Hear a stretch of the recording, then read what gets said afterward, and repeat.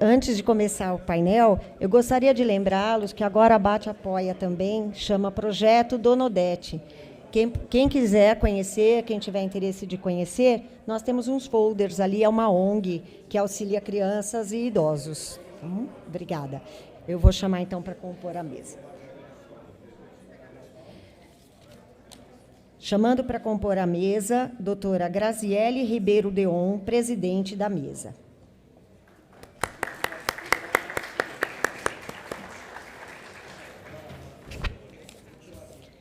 Doutora Graziele Ribeiro Deon é advogada tributarista e sócia fundadora da Ribeiro Deon Advocacia. Doutor Fábio Tilo.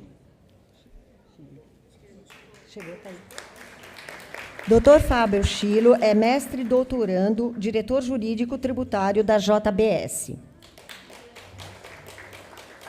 Doutora Eloá Hackeroth. Doutora Eloá Hackeroth é advogada, gerente jurídico tributário sênior da Whirlpool Latin America. Doutora Cristiane Matsumoto.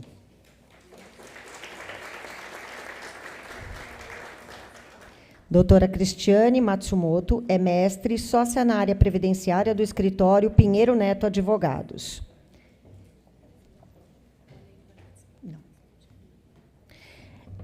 Doutor Pedro Akel. Doutor Pedro Akel, que é especialista em assessoria tributária, sócio das áreas tributária e direito público do W. Faria Advogados. Agradecemos a todos e vamos estar bem-vindos e bem-vinda. Boa tarde a todos, boa tarde a todas. É um prazer imenso estar aqui presidindo uma mesa tão ilustre, composta de mulheres fortes, homens mais fortes ainda, e daremos início ao debate relacionado ao nosso painel, que é o painel de temas de tributação sob a perspectiva das empresas, decisões financeiras, jurídicas e procedimentais. Dr. Fábio Augusto Tilo inicia com o tema Principais temas e discussões tributárias sobre a ótica dos gestores e departamentos jurídicos das empresas. Boa tarde a todos. Primeiro, agradecer o convite da BAT, parabenizar pelo evento, né, casa cheia. Fico até muito feliz que seja aqui na ASP, porque, quando eu era estudante, eu trabalhei na ASP há mais de 20 anos. Então, fico muito feliz de estar aqui, podendo contribuir com alguma coisa, né, hoje.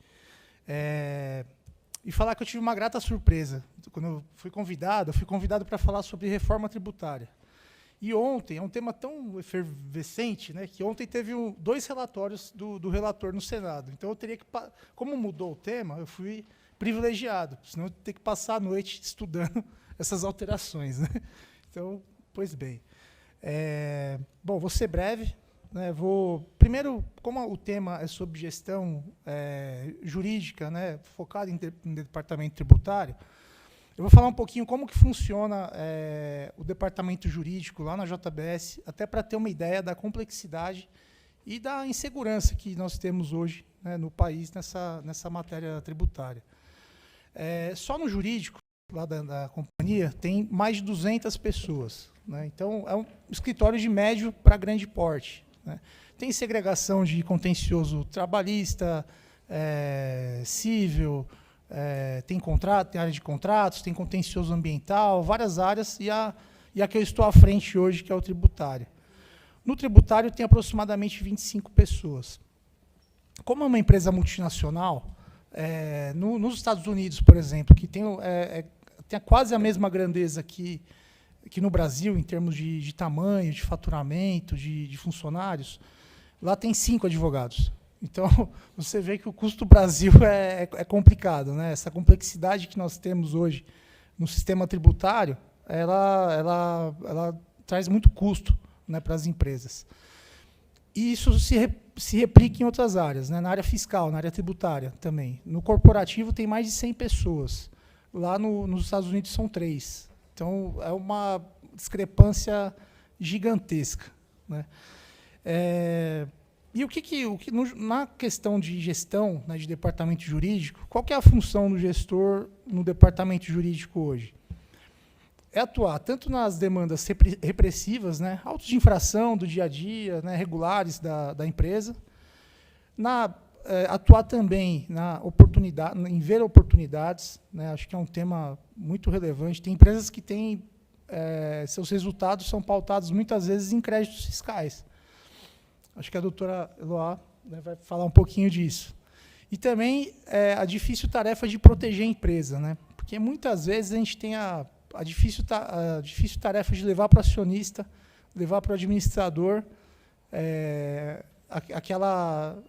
como a gente fala, jogar água no chope, né? Falar, tem aquela oportunidade, vários escritórios estão fazendo, várias empresas estão entrando. Eu, como advogado, fico entusiasta da matéria, mas falo, olha, isso não é algo certo, né? Não é algo que você pode colocar no resultado. Se for colocar, tem que provisionar.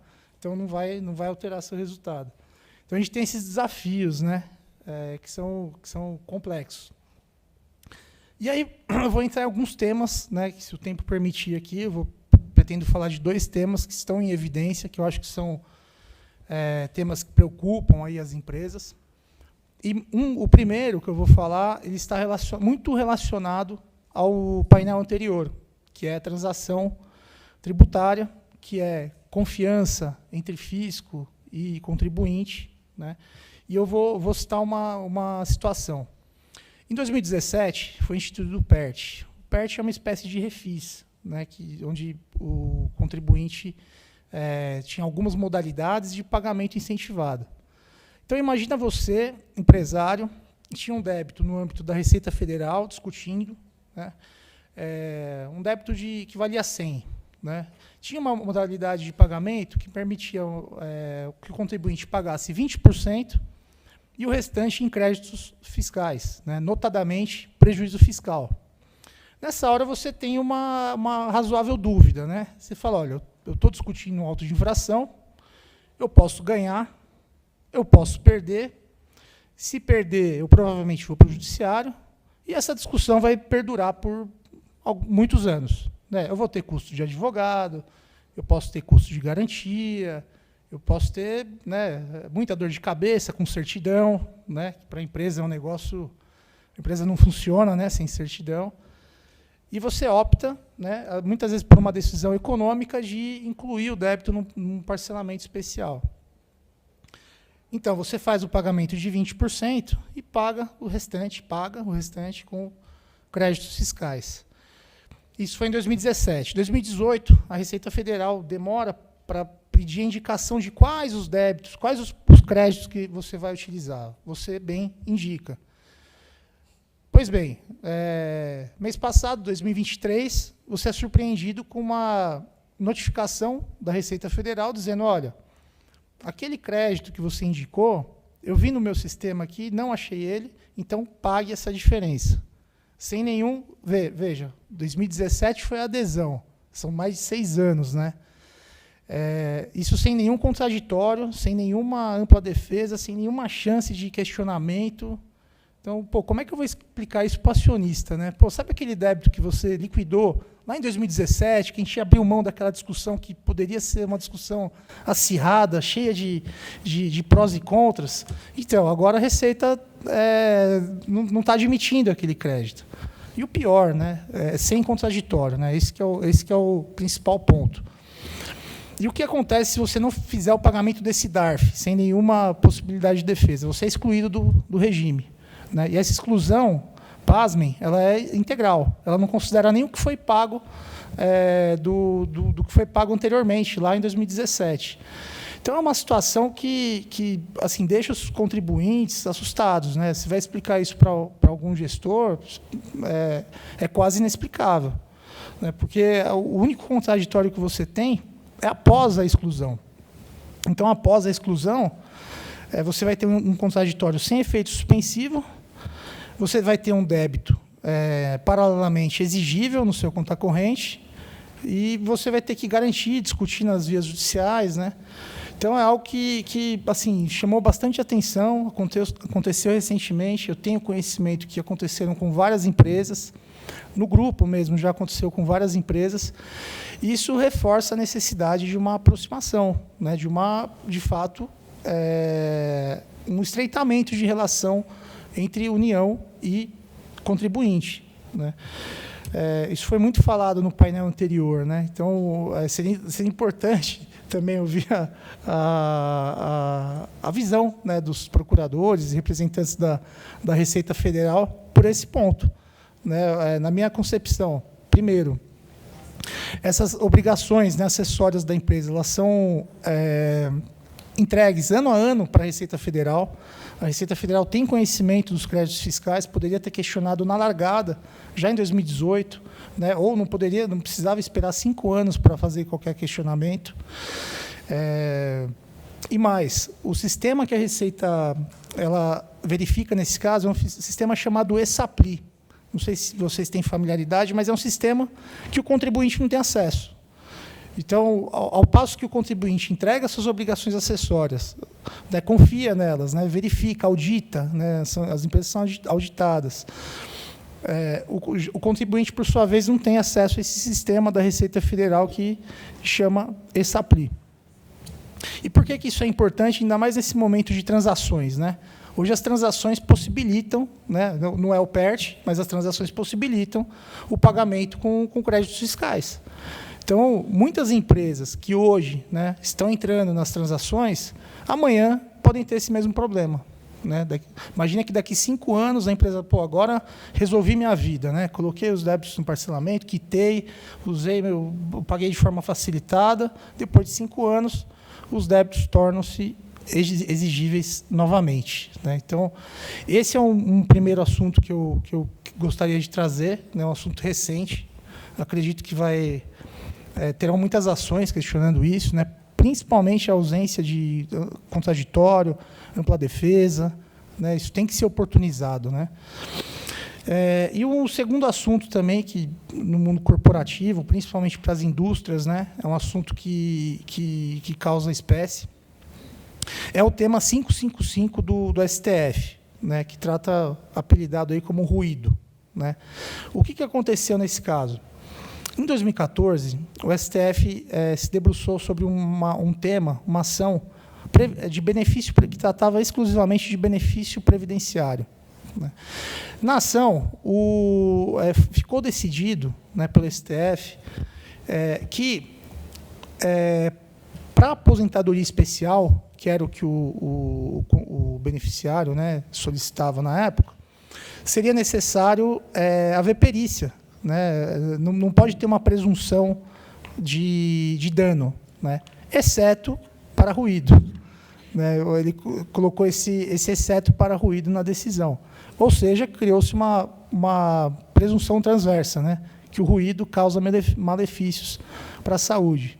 Aí, só para explicar um pouquinho, para quem não é familiarizado, nas indústrias, né, se você tem ruído acima de 85 decibéis e você usa o EPI para neutralizar esse ruído para 85 ou abaixo de 85, você é considerado um ambiente salubre, né, um ambiente que, ou seja, o EPI ele elimina essa nocividade do ruído.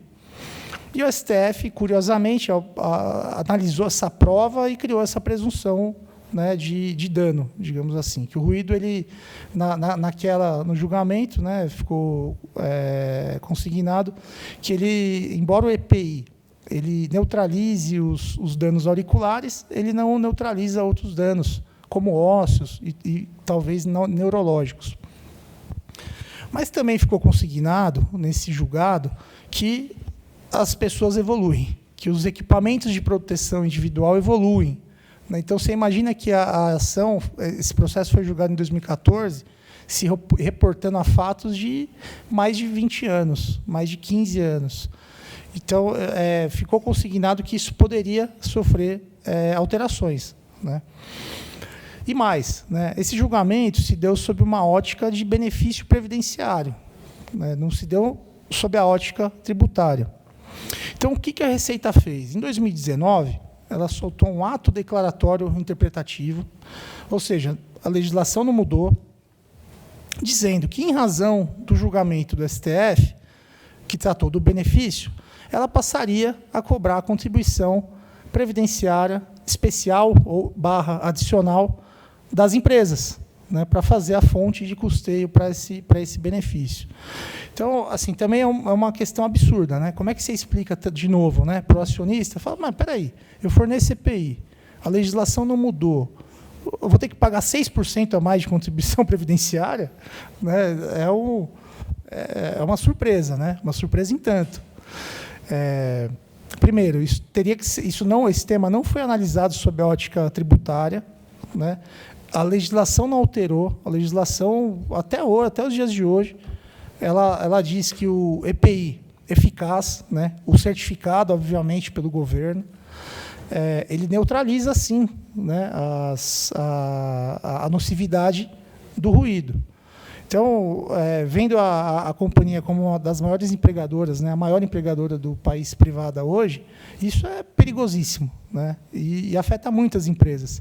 E até causou espécie também, porque há 1 ou 2 anos, a Receita Federal fez uma live orientando os contribuintes a fazerem o recolhimento dessa contribuição adicional do ruído, em razão da interpretação do STF. Então, veja,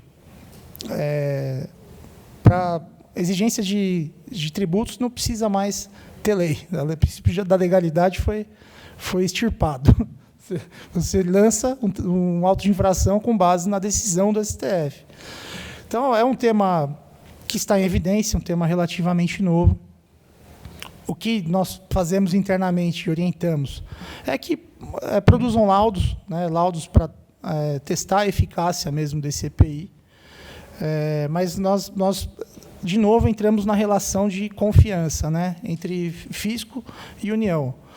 Não, sem alteração legislativa, nada mudou, né, no cenário legislativo, mas o fisco, com a saga arrecadatória, vem exigindo 6% de contribuição adicional dos contribuintes, o que eu acho um absurdo. Bom, teria outros temas aqui para falar. Tem uma questão de subvenção para investimento, para quem é familiarizado. Subvenção de investimento é o seguinte: foi julgado em 2017. O que acontece? Os benefícios fiscais que os estados dão para as empresas, a União, em regra, tributa, né?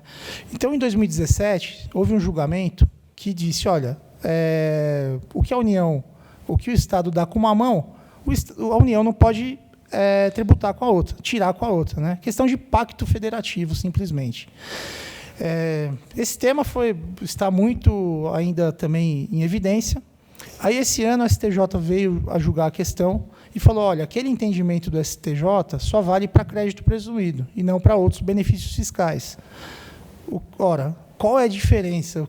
Não deixa de ser um benefício que o Estado deu com uma mão e a União está tirando com outra? E tem várias repercussões, né?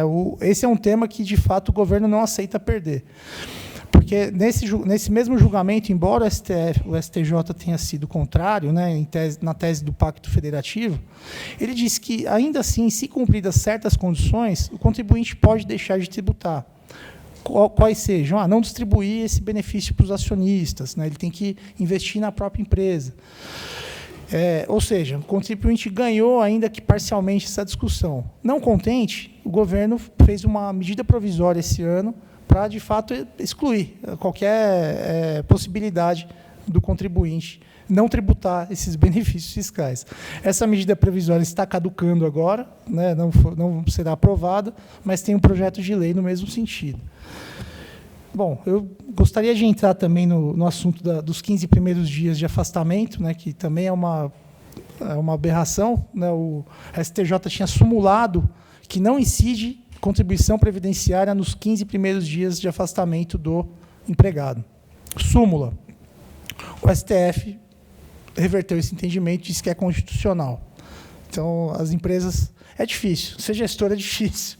Você explicar essas alterações aí para o acionista, para o administrador, falar, aquilo que a gente não pagava, você vai ter que pagar, e é capaz, e mais, sem falar na coisa julgada, né, que as empresas que tinham decisões com trânsito em julgado também acabam tendo um passivo. Eu estou tomando bronca aqui, eu vou encerrar, queria falar de mais coisa, mas eu agradeço a atenção de todos.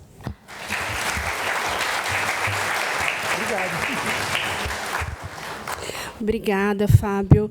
Eu acho que você trouxe aqui as principais agruras, né? Os principais dores que hoje todo empresário, todo administrador e, principalmente, todo responsável pelo jurídico enfrenta. A gente realmente tem uma estabilidade normativa, uma estabilidade jurídica, um entendimento que, a cada momento, muda, e isso causa realmente um certo desconforto, para não dizer outra coisa, perante os acionistas.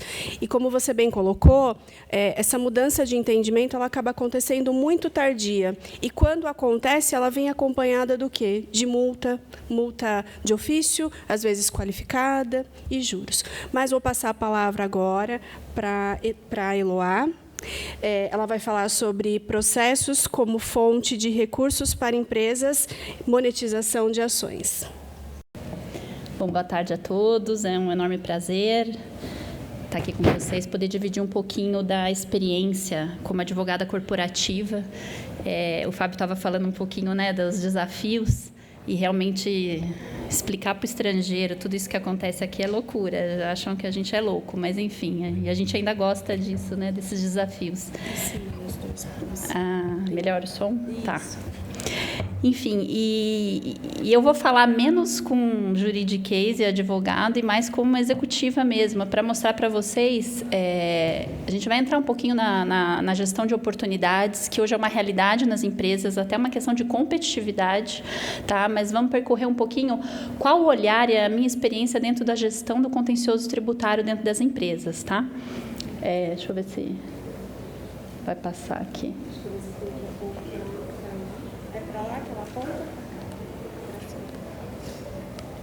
Opa, foi. Bom, inicialmente, os pilares que a gente tem como gestores tributários, inevitavelmente, a mitigação de risco, né? Você olha o balanço das empresas de capital aberto, você vê o passivo tributário que as grandes empresas, seja multinacionais, seja nacionais mesmo, possuem aqui no Brasil. Então, mitigação de risco é a essência do nosso dia a dia, né? Mas não menos importante hoje é a gestão das oportunidades. Eu falava que antes a minha rotina era dividida. Eu tinha 70% de que gerir risco, 30% a gente cuidava de casos ativos e tudo mais. Hoje tem se invertido. A demanda por oportunidades é uma crescente, muito por conta também das decisões, repercussão geral, repetitivos, e a gente tem que estar muito atento e antenado nessas questões. Tão importante quanto o controle, governança e a comunicação. Isso é um pilar muito importante, acho que deve tomar muito teu tempo também, né, Fábio? Mas o meu toma, eu fico mais fazendo uma apresentação e para explicar e tentando simplificar as complexidades que a gente lida. E pessoas, né? Essa engrenagem só funciona se a gente tiver um time bom para gerir tudo isso. Bom, quando a gente vai para esse primeiro pilar de mitigação de risco, a gente no ambiente tributário lida com valores relevantes, alta complexidade e insegurança jurídica, quer dizer, é uma somatória de inseguranças aí. Então, há uma necessidade da gente trazer eficiência nessa gestão, né? Porque demanda e pressão a gente tem que lidar no dia a dia. E aí, o que eu vejo como fatores essenciais para trazer essa eficiência, né? Sob o olhar do risco aqui, né? Metas. O gestor tributário, ele precisa ter metas definidas, metas financeiras, metas de decisões favoráveis, enfim, aquilo que fizer sentido dentro do dia a dia, para tentar trazer, para mitigar, no caso, um risco, um impacto negativo no resultado da empresa. Então, hoje em dia, é uma decisão que mandou, execução antecipada de garantia. É o impacto no caixa da empresa, eu vou ter que depositar. É uma decisão, tinha uma liminar, caiu, estava me aproveitando. É o impacto direto no resultado da companhia. Então, isso daí demanda uma gestão, uma previsibilidade, uma antecipação muito grande. E os escritórios são parceiros nossos nossos nisso, né? Em que pese a gente atua muito próximo deles para estar junto, para mostrar um pouquinho dessa realidade, quebrar alguns paradigmas ou pré-julgamentos que juízes e outros têm em relação às empresas, que acham que, sei lá, 10 milhões de reais não vai fazer falta. Não, é um investimento que está sendo deixado de fazer. Tem várias circunstâncias que são importantes trazer, né? Tão importante quanto é o monitoramento das teses. Então, hoje em dia, não há quem não assine valor econômico, quem não assine o Jota para ficar entendendo tudo que está se passando. A gente precisa ser alimentado on time dessas discussões, e os escritórios também nos ajudam muito com isso, né? Pode ter, estou me aproveitando de uma liminar, o STJ julgou algo, vai ter um impacto imediato. Se for desfavorável, eu vou ter que constituir uma provisão. Então, não há como olhar mais só os nossos casos individualmente, como a gente tem que olhar as discussões que estão acontecendo, que podem nos afetar. Eu acho que a inovação está aí, a tecnologia. Então, a gente tem aí muitas legal techs oferecendo muitos serviços de BI, de gestão de carteira. É preciso olhar e entender como é que está a carteira do contencioso, o tempo de solução, quantos casos têm sido baixados, quantos casos novos entram, é alguma deficiência, alguma coisa que pode ser melhorada. Então, automação, quer dizer, eu começar a alocar o meu tempo para aquilo que de fato tem valor, e a governança e comunicação, que é fundamental, né? É o que eu falei, eu passo mais tempo tendo que explicar as nossas discussões para alguém do que, às vezes, fazendo um estudo técnico mesmo do caso. Então, trazer previsibilidade, é isso que as empresas precisam. Continuando, voltei. A busca de oportunidades, ela é um outro pilar muito importante. A gente continua tendo um ambiente de instabilidade, de valores relevantes, de complexidade e de insegurança jurídica. E aqui é uma questão, muitas vezes, de competitividade, né? Então, uma gestão eficiente, ela vai me trazer competitividade. As metas aqui, a gente costuma definir metas de resultados financeiros mesmo. Muito importante trazer metas financeiras, seja de resultado ou caixa para a empresa. As empresas hoje em dia precisam muito disso, e a área tributária ela provém pelos altos valores envolvidos, né? O monitoramento das teses, como eu disse na análise do risco, continua sendo muito importante, especialmente a questão da modulação, né? Vídeo a decisão de ontem, enfim. Então, a gente precisa estar atento. E, hoje em dia, em que pese vem uma tendência de querer diminuir o contencioso, o risco da modulação faz com que as empresas entrem com ação. Ninguém vai correr o risco de ser afetado por isso, né? Então, a gente faz uma análise toda da tese, verifica uma análise de risco, está fazendo sentido, não está?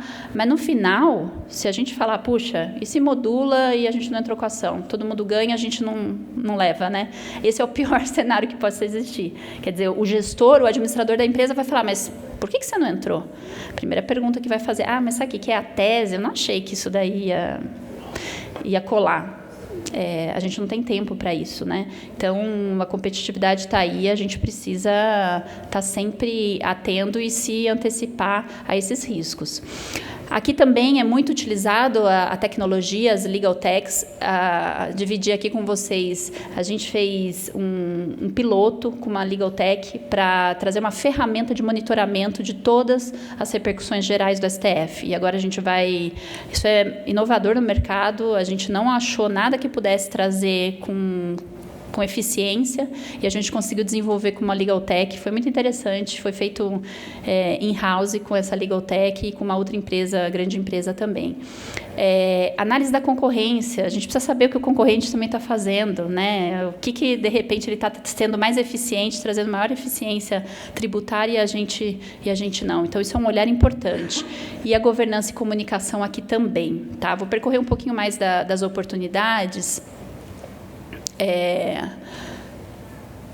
O que a gestão estratégica, o nosso olhar, ele tem que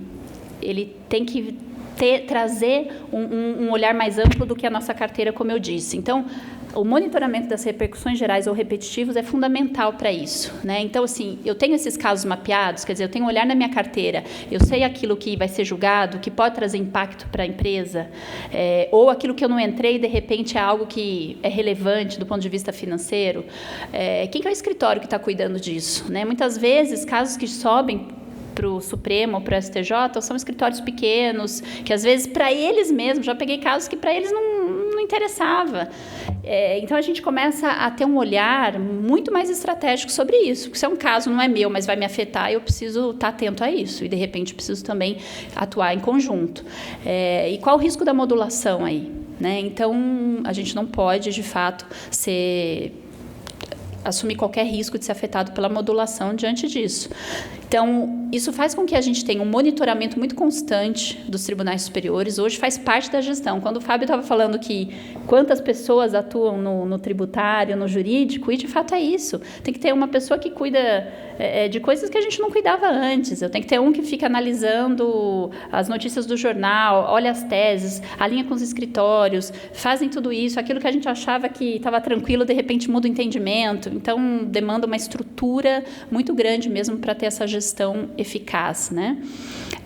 Mapeamento de entidades de classe é outra coisa que a gente faz porque a gente precisa ter o apoio das entidades. Muitas vezes, individualmente, a empresa não... E nem é bom que a empresa se exponha e tudo, mas usar a entidade de classe, né? A ABAT é uma entidade que ela é muito ativa, entra como amigos em vários casos, tem discussões muito relevantes, muito coerentes. Então, é uma entidade que efetivamente produz, né? Tem outras tantas que, ou por falta de recursos, ou por estrutura mesmo, infelizmente, elas não conseguem ter essa iniciativa. Então, é importante que a empresa, de fato, movimente isso, né? E também a parceria com os escritórios, que somos alimentados diariamente por todas essas mudanças, quando às vezes a gente não captura.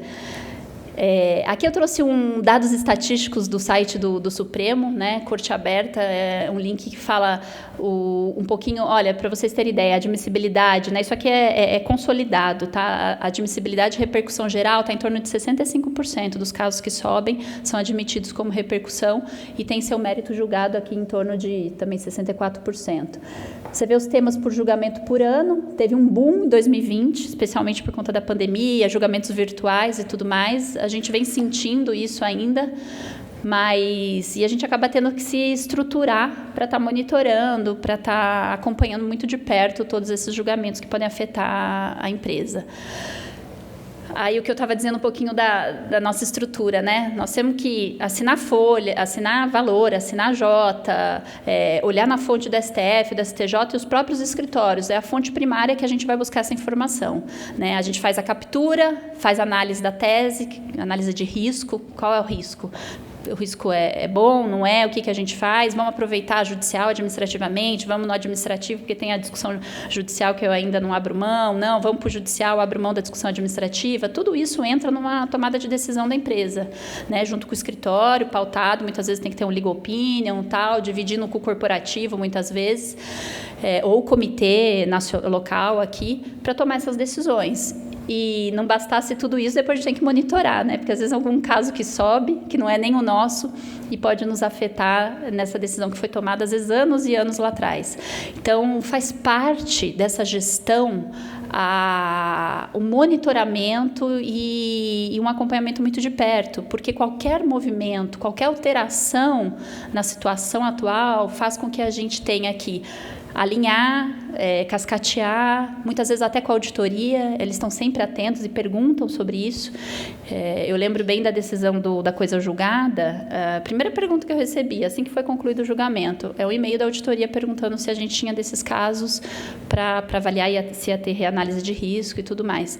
Então, as auditorias também estão muito atentas, todas elas têm a área de controversy que vão discutir de igual para igual e questionar as condutas da empresa em determinadas situações, né? Porque tem entendimentos, enfim. Então, é muito importante a gente ter governança, tudo muito mapeado e documentado para nos trazer a segurança necessária, né? E dentro desse pilar de governança que eu estava dizendo, a gente tem que atuar. Eu acho que a gestão do orçamento, a gente só faz tudo isso se a gente tiver recursos. Então, olhar para o orçamento e ter recursos, seja de pessoas, seja de ferramentas necessárias, é fundamental, né? Ferramenta de controle de contingência, Quantas e quantas vezes a gente, às vezes, não tem que fazer um saneamento da base porque dá alguma inconsistência, né? Então, isso faz parte do nosso dia a dia, tentando trazer a maior acurácia da informação, que isso, afinal, é o resultado da empresa afetado. Também trazer a atualização dos casos e comunicação imediata, isso é muito importante. E tem todo o comitê de deliberação, de tomadas de decisão, que são importantes dentro desse pilar de governança. Eu falo que a comunicação, ela é a compreensão, é a previsibilidade e, acima de tudo, que ela traz uma relação de confiança. Quando a comunicação não é fluida, a relação de confiança também fica mais vulnerável. Então, a comunicação é muito importante para a gente ter uma relação de confiança, seja com qualquer tipo de interessados, né, dos stakeholders, seja com a matriz, seja aqui com os gestores, com a administração da empresa. A comunicação, tentar ser o mais objetivo e simples, mesmo diante de um cenário tão incerto e complexo. E, por fim, eu diria que pessoas não é a ordem de prioridade, isso que eu coloquei. Para mim, é o mais importante disso tudo. Essa engrenagem ela só faz sentido se a gente tiver as pessoas certas para atuar naquilo que a gente se propõe a fazer, né? Então, eu coloquei aqui porque é aquilo que eu acredito, né? O que fazer? A gente vive um ambiente de muita pressão, celebra as vitórias, sabe? Cada conquista, cada decisão favorável conquistada é muito importante isso engaja o time, isso traz senso de equipe, um senso de pertencimento nos resultados da companhia, né? A visibilidade da equipe, dessa oportunidade para o time aparecer é muito importante, isso traz autonomia, traz vontade de acordar todo dia e trabalhar. Proximidade com todo o time também é fundamental nessa gestão, com feedbacks, com conversas francas, diretas. Isso tudo traz um engajamento muito grande. E o que a gente colhe com isso, né? A gente colhe aquelas habilidades que hoje tem tanto se falado, né? Perfil inovador, pessoas que pensem de fato, que queiram pensar diferente. Puxa, mas não tem uma outra solução para isso? Quantas vezes que a gente fica ali discutindo que outra solução a gente pode trazer para situações aí do contencioso? Uma atuação próxima ao negócio, né? A gente fala que hoje a gente é menos advogado e mais executivo da empresa. Não estou ali para falar só da lei, eu estou ali para falar muito mais, o que eu posso ajudar no negócio. A visão estratégica, quem está próximo do negócio consegue ter uma visão muito mais estratégica daquilo que pode ajudar, de fato, os resultados da empresa. Foco em resultado, eu acho que isso faz parte, é uma questão de sobrevivência. Gestão de recursos, isso também, como eu disse, a gente tem que lidar com isso no nosso dia a dia. E a comunicação eficiente. Eu acho que é isso que faz um profissional, de fato, se diferenciar. Obrigada.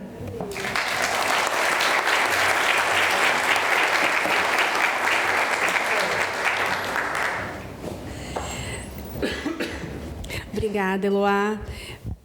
A sua apresentação acho que foi cirúrgica, completa. Acho que acabou abarcando todos os sentimentos e as dores do jurídico, porque não é só administrar um passivo, não é só administrar um crédito, é também administrar toda uma equipe, e tudo aquilo que é necessário para que essa engrenagem dê certo. Eu vou passar agora a palavra para a doutora Cristiane Matsumoto. Ela vai falar sobre as causas relevantes para a impugnação de incidência de contribuição previdenciária patronal, FAP e NTEP. Obrigada. Estão me ouvindo? Então, tá bom. Eu já falo alto, então o microfone vai ser só um acessório. Mas obrigada. Primeiro, obrigada pelo convite, em nome da ABAT. Enfim, o Rally, depois eu cumprimento pessoalmente, mas também cumprimentar os colegas.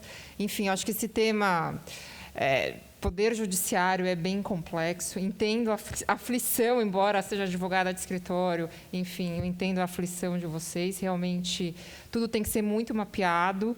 E, de fato, existe aí uma grande expectativa de um ganho e, de repente, isso impacta no resultado, tem um efeito caixa e, de repente, vem uma auditoria, vem uma decisão desfavorável e tudo muda.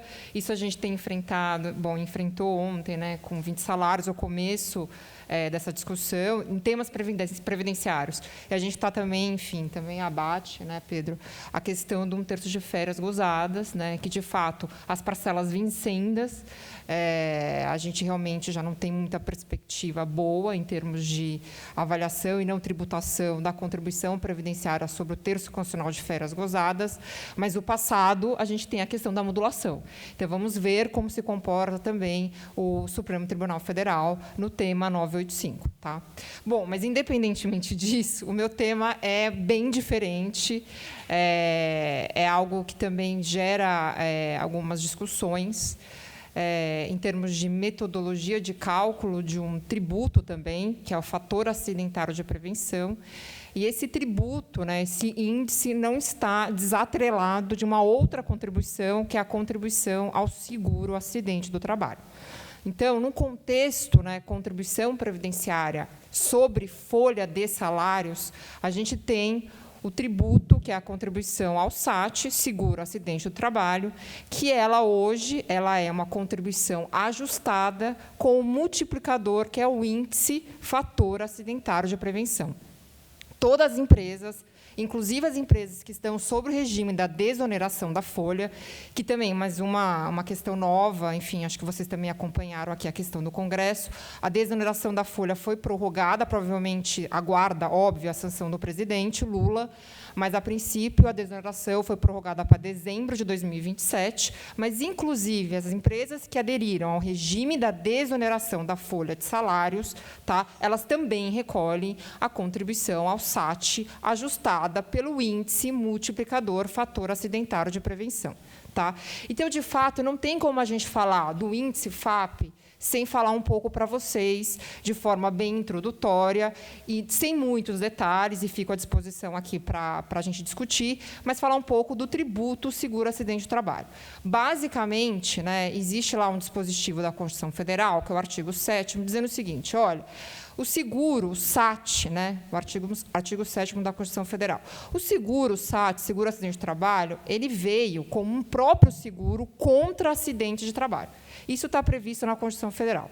Além disso, existe também um dispositivo específico, constitucional, dizendo o seguinte, que é o artigo 195. Bom, basicamente, tá, as contribuições sociais, em geral, elas podem, sim, ter alíquotas variadas de acordo com setores econômicos e também condições de mercado. Outro ponto importante dentro do tributo, contribuições previdenciárias incidentes sobre a folha, é a questão, obviamente, que nenhum benefício pode ser criado ou majorado sem a respectiva fonte de custeio. Então, em razão desses dois dispositivos constitucional, veio o tributo SAT, o seguro acidente de trabalho. Então, eu posso ter alíquotas variadas, e eu só posso ter benefícios previdenciários acidentários se, de fato, eu tiver o tributo SAT, o seguro acidente de trabalho, que é a fonte de custeio para esses benefícios previdenciários. Tá? E aí, nesse contexto, veio a tributação do SAT por uma lei ordinária, que é a Lei 7.877 de 89, e depois as alterações com a Lei de Custeio da Previdência Social. Tá? Então, isso é a tributação do SAT. Como funciona o tributo SAT de 1%, 2% ou 3%, incidente sobre a remuneração mensal paga ao trabalhador? Basicamente, eu tenho essas alíquotas, tá, que podem variar de 1 a 3, vai variar de acordo com a atividade preponderante da companhia. O que seria a atividade preponderante da companhia? Seria aquela atividade que concentra o maior número de empregados. Tá? E aqui também, já com uma súmula do STJ 351, o SAT é recolhido, obviamente, por estabelecimento inscrito em CNPJ próprio. Então, aí eu tenho as condições necessárias para recolher o tributo SAT. Aí, feita toda essa introdução aqui, até para não jogar aqui o índice FAP para vocês, o FAP, como eu disse, é um multiplicador do SAT, desse tributo SAT, seguro acidente de trabalho. Esse multiplicador ele veio com uma lei ordinária, uma lei de 2003. Tá? Essa lei é a Lei 10.666, e o FAP ele veio realmente, o seu caráter fiscal, a sua finalidade, de fato, está atrelada à questão da prevenção de acidentes do trabalho, além de ter como intuito a fomentação, tá, pela empresa em relação à questão de investimentos em segurança do trabalho. Então, por isso que veio o FAP. O FAP, ele realmente pode reduzir em 50% a alíquota da contribuição ao SAT, ou pode majorá-lo em 100%. Então, veja, esse índice é extremamente relevante para vocês calcularem o SAT ajustado, que é um tributo mensal. Por isso que é algo, né, que hoje que eu tenho visto aqui de experiência, é algo que tem trazido aí muitas controvérsias e discussões e preocupações das companhias. Porque, se de fato eu recolho uma alíquota do SAT de 3%, que incide sobre a folha mensal, tá? Isso já gera um encargo social altíssimo. E, além disso, eu tenho, por exemplo, um índice FAP de 2%. Imaginem vocês que eu tenho que recolher o SAT ajustado por mês, né, de 6%. É muita coisa. Tá? Só de encargo social.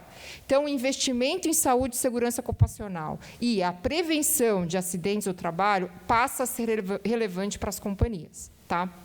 E aí, também, dentro do contexto do Supremo Tribunal Federal, sem grandes comentários, mas, infelizmente, foi julgado, vocês sabem, foi julgado o tema 554 do Supremo, em sede de repercussão geral, que o índice FAP seria constitucional. Tá? Então, essa discussão sob enfoque da constitucionalidade, ela foi superada. O que nos resta aqui em termos de discussão do FAP? E aí vem um pouco do ponto daqui da pauta, né, do tema que me foi designado. É a metodologia de cálculo desse FAP. Né? Então, só também para introduzir um pouco, esse FAP, esse índice, anualmente ele é publicado pelo Ministério da Previdência Social, que também calcula esse FAP. Tá? Então, anualmente ele é publicado, ele leva em consideração os 2 últimos anos do histórico de acidentalidade da companhia. Então, provavelmente, as empresas receberam agora, em setembro de 2023, o seu FAP, que será vigente em 2025. Uma vez divulgado esse índice FAP, a empresa ela tem, basicamente, 30 dias para contestá-lo. Essa contestação, tá, ela tem efeito suspensivo, o que quer dizer o seguinte, na prática, efetivamente, quer dizer que a empresa ela vai recolher o tributo SAT na sua alíquota base e não vai ter um multiplicador FAP de 1%. Tá? Então, esse é o contexto aqui da questão do FAP. Então, eu vou recolher, se eu tiver essa contestação, a contribuição somente do SAT, mensalmente sobre a folha. Tá? E aí, gente, na metodologia de cálculo do FAP, óbvio que tem diversas tecnicidades aqui, que eu nem vou mencionar, mas ele é calculado com base em alguns índices de frequência, gravidade, custo, enfim. Tem toda uma explicação técnica para isso. Tá? Mas qual é aqui a questão que eu quero trazer um pouco para vocês é quais seriam os pontos relevantes que a gente poderia contestar e, inclusive, isso tem sido enfrentado pelo Poder Judiciário, tanto pelos tribunais regionais federais como pelos tribunais superiores, STJ especificamente. Então, a gente tem alguns temas, algumas causas que a gente fala de impugnação ao próprio FAP, ou ao NETEP, que é o nexo epidemiológico, que faz aí toda a questão do cálculo e o nexo entre trabalho e doença do trabalho. Tá? Então, basicamente, existem aqui como causas. Tá? Existe muito no cálculo do FAP o evento B31, que a gente chama. O B31 é um benefício, e até, enfim, acho que o Fábio acabou mencionando um pouco, é o benefício previdenciário, tá? Ele não é acidentário, é um benefício, é um auxílio doença previdenciário. Esse B31, por um equívoco, tem sido computado no cálculo do FAP, e não deveria. Por isso, aqui a recomendação é que se conteste. Por quê? O benefício previdenciário auxílio doença previdenciário, ele decorre de um afastamento de 15 dias. Após esses 15 dias, realmente a Previdência Social tem o dever de pagar esse benefício. Tá? E, de fato, ele não tem nexo e não tem a causa que seria o trabalho. Veja, de novo, o FAP veio para prevenir acidentes de trabalho. Tá? Tem um outro tema, que é a questão da CAT trajeto. CAT, comunicação, acidente de trabalho, que é emitida, efetivamente, quando ocorre acidente de trajeto. Qual é o ponto aqui relevante e que também pode ser objeto aqui de contestações, impugnações e recursos para que esse FAP seja suspenso? É a questão de que, no passado, a CAT trajeto ela era emitida e era computado no índice de frequência de cálculo desse fator, desse índice. Tá? Verificou-se, inclusive pela própria Previdência Social, que essa CAT trajeto, que era computada no índice de frequência, de fato não diferenciava os acidentes dentro e fora do trabalho. Porque o acidente de trajeto, de fato, a empresa não tem qualquer ingerência sobre o que acontece fora do trabalho. Então, esse tipo de CAT, desde 2018, já é reconhecida pela própria Previdência que não deveria ser computado. Mas vale checar a metodologia e, com relação ao passado, já existem decisões favoráveis também para excluir essa CAT trajeto do FAP. Tudo isso para dizer que algumas questões, algumas causas, aqui tem diversas, tá, gente? Enfim, estou com tempo aqui, eu estou vendo uma plaquinha. E se deixar, enfim, eu realmente gosto muito desse tema, eu vou falar de todas as causas, mas essas são as principais para dizer para vocês o seguinte. Basicamente, a metodologia, embora tenha sido julgado constitucional o índice FAP, pelo tema 554, existem aqui diversas inconsistências e eventos na metodologia de cálculo do FAP que devem, sim, ser impugnadas. Se não forem impugnadas na esfera administrativa, em que se reconhece o efeito suspensivo dessas impugnações, deve, sim, ser levado para o Poder Judiciário, que tem entendido a essência e o caráter fiscal desse índice FAP. Então, quando se atrela, obviamente, que é o NETEP, tá? Que é o objeto aqui da discussão, quando se atrela a doença com a atividade profissional e a causa dessa doença não se presume, mas, de fato, está determinada ao trabalho, isso gera benefício previdenciário acidentário, o FAP vai ser um FAP elevado de 2%. Quando esse NETEP ele não existe, quando a doença não necessariamente decorre da causa do trabalho, a gente não tem o benefício previdenciário acidentário, portanto, eu posso excluir eventos do cálculo do FAP, o que faz com que esse índice possa ser menor. Com isso, você teria um SAT ajustado, né, menor, que incide sobre a folha mensal. Tá? Um impacto financeiro, obviamente, menor. Tá? Enfim, é isso. Obrigada. Os principais pontos. Posso só fazer um comentário aqui, Cris? Porque essa área previdenciária fica num limbo ali entre tributário e trabalhista, né? Então, a gente sempre acaba, tanto sob o olhar do risco quanto das oportunidades, a gente procura até fazer um comitê cross assim, para envolver, porque, ora, tem gente que puxa para um lado, ora puxa para o outro e fica num limbo ali das discussões. Mas acho que tem uma parte técnica trabalhista importante, né, e um olhar também, né, da tributação mesmo, de como calcular e tudo, que precisa se conversar. Mas sempre tem alguns embates aí, que área que gere o previdenciário nas empresas. Deixa eu falar uma.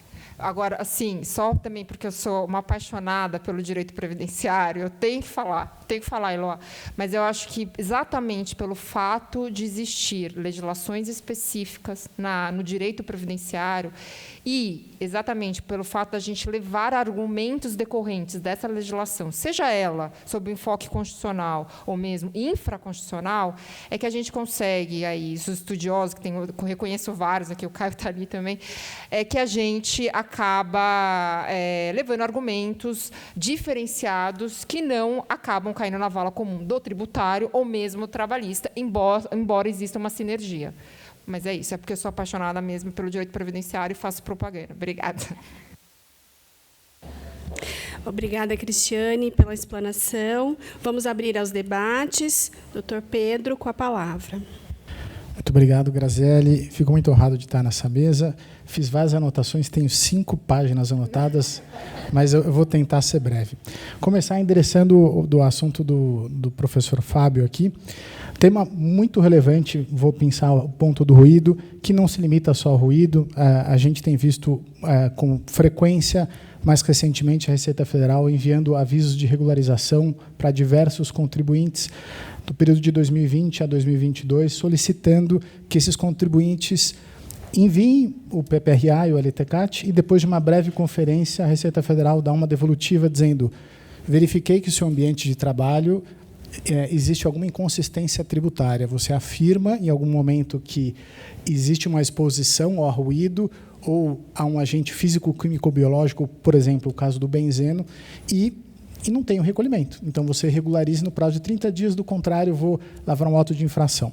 E as empresas entram em pânico porque não existe o que a Eloá apontou. Não existe. Quando a gente fala de previdenciário, a gente está falando de uma matéria interdisciplinar, e ela não se resume ao tributário trabalhista, ela envolve também o SESMIT, o EHS, o ST, não sei o nome que a empresa vai dar dentro da empresa, né, o time de saúde. Então, essa é uma parte importantíssima quando a gente vai analisar, inclusive, FAP, né, quando vai analisar o SAT-RAT. E esse é um tema que a gente tem visto que não tem sido dada a devida importância pelas empresas, né, ou pelo menos elas não estão sabendo resolver, né. Primeiro, que elas não conseguem diagnosticar. Então, o que a gente tem visto com muita frequência nós temos um período analógico em que você tinha LTCAT, PPRA, PCMSO, PPP, tudo no papel. E depois você passou a ter tudo digital, né? De 10 de 21 para frente, o E-Social passou a exigir os eventos de saúde e segurança do trabalho. 2210, 2220, 2240. E as empresas, quem está fazendo essa entrega é uma clínica que não conversa com a folha de pagamento, e a gente consegue verificar esse grande equívoco, né? E nesse tema, a gente tem várias discussões interessantes, como o critério de aferição do ruído, se é Q3 ou Q5, uma questão muito técnica. Nós vemos que as empresas elas investem em EPI, isso é muito bom, mas antes elas deveriam investir em EPC, né? Então, assim, o EPI tem que ser a última medida, né? E quando a gente fala em empresas, era ESG, EPI tem que ser realmente o last resort, né? E assim, a gente percebe que tem muito espaço para trabalhar. Destaco aqui que foi pensado o RESP 2080-584, que vai tratar da eficácia do EPI, né? Comentei com o Breno Vasconcelos, que é o presidente do Comitê de Direito Previdenciário da ABAT, para a ABAT se colocar como amicus curiae. Ele já tinha identificado no dia anterior, e então, caso esse tema seja afetado, provavelmente a ABAT vai estar aí como amicus curiae, o que é muito bom, né? Só um ponto, o INSS desistiu desse recurso, só para não ver julgado. Olha desistiu. só. Não sei se vai ser homologado ou não em razão da afetação do tema, né? Mas é uma sacanagem. Né? É uma sacanagem, é verdade.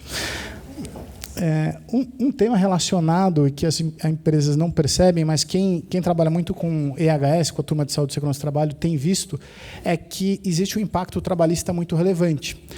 Saiu no noticiário recentemente que a Petrobras foi condenada em sentença por uma ação civil pública movida pelo Ministério do Trabalho, Público do Trabalho, a pagar 50 milhões porque não colocou no PPP, perfil profissiográfico previdenciário, acho que eu acertei o nome, não colocou no PPP dos colaboradores que eles estavam sujeitos aos riscos físicos, químicos ou biológicos, e, portanto, eles teriam direito à aposentadoria especial.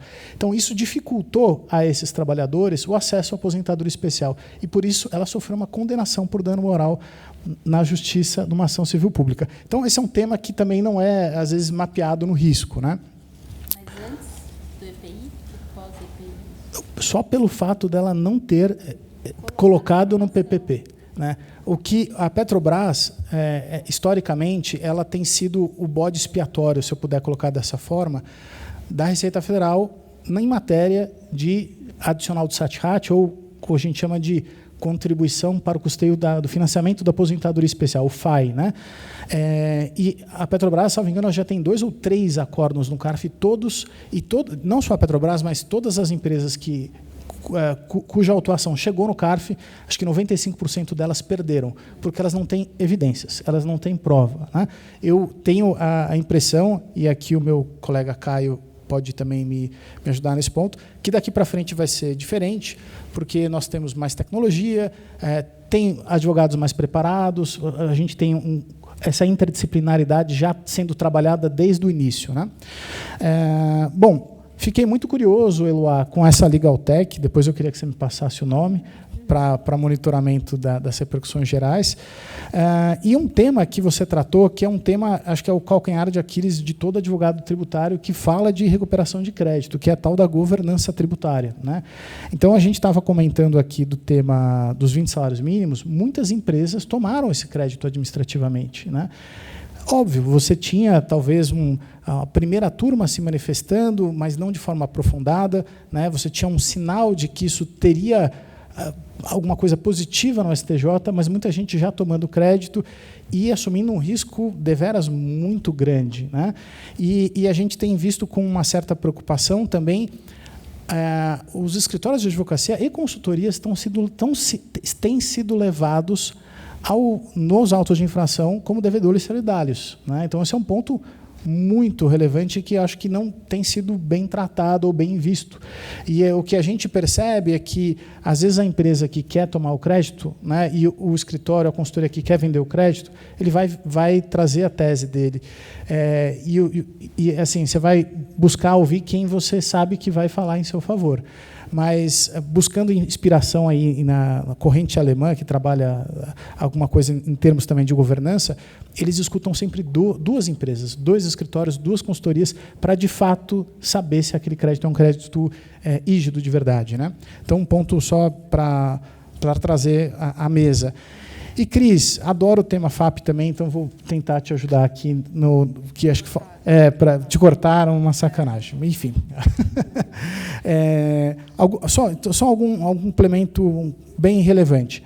Lembrar, a gente que está aqui na academia, então, o professor Marcelo Peixoto aqui, né, da PET, nós temos...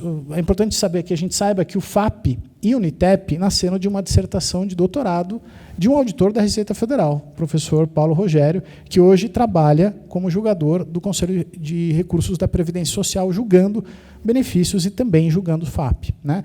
Então, é interessante que a academia contribuiu para esse instituto tão importante que faz uma verdadeira justiça tributária.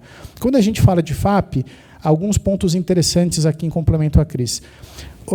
Durante a pandemia, a Escola de Recursos da Previdência Social, numa das suas lives, comentou que 80% das decisões do Conselho de Recursos da Previdência Social deferem a exclusão de registro quando o benefício B91 é convertido em B31.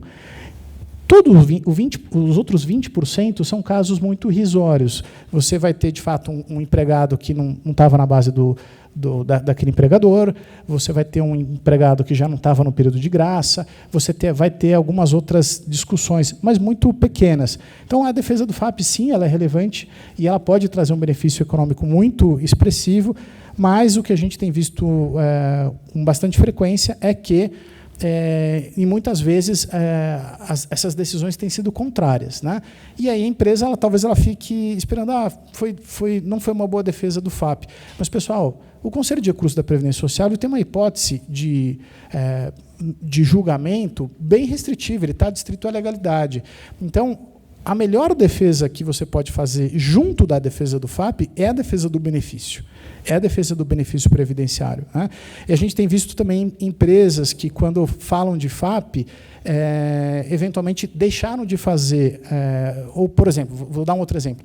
A empresa teve um benefício recentemente, né, em 2022. Ela não fez a defesa de benefício, mas ela poderia ter entrado com uma ação junto ao INSS, e aí uma ação judicial, buscando que aquele benefício fosse excluído do cálculo do FAP, né? Então, antes de incluir no cálculo do FAP. Então, uma ação interessante. Outros temas interessantes com relação ao FAP, a questão do PCD, eu acho uma grande sacanagem. Tem PCDs, né? Óbvio, a empresa é uma política pública bárbara, mundial, e a gente tem que sempre fomentar. Mas tem PCDs que têm uma doença congênita que sempre vão se afastar. E a empresa vai ser penalizada tributariamente porque ela contratou um PCD. Se ela não contrata, ela já recebe uma multa, né, trabalhista. Agora, se ela contrata, ela vai ter que pagar mais tributo por isso? Então, assim, é um ponto que não é tratado. E um ponto muito relevante é a questão da trava de rotatividade. Ponto que tem sido bastante controvertido no judiciário, mas que eu trago à baila a seguinte questão. O Tribunal Regional Federal da 4ª Região tem decidido de forma reiterada que a trava de rotatividade é legal. Por quê? Porque ela não está prevista no artigo 10 da Lei 10.666 de 2003. Se ela não está prevista na lei e a resolução do Conselho Nacional da Previdência Social inovou na lei, né, então esse normativo, esse ato administrativo é legal. Né? E temos, então, essa interpretação do TF da 4ª região, que não é a mesma interpretação da 3ª e da 5ª região. Isso é uma grande sacanagem com empresas que fazem alocação de mão de obra, porque essa empresa certamente vai ter vai ter uma rotatividade enorme. E essas empresas, elas sempre, todo ano, elas têm a trava de rotatividade bloqueada, elas têm o FAP bloqueado, elas não conseguem ter o benefício do FAP. Então, esse é um outro ponto que eu queria trazer, só para encerrar, viu, Gisele? Obrigado.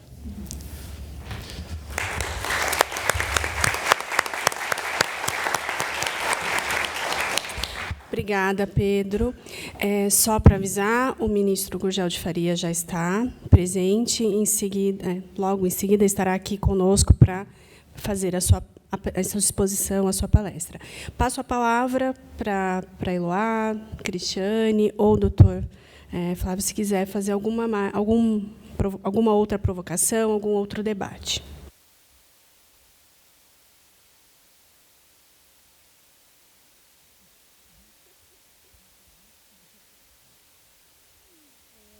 Essa mesa está bem calma.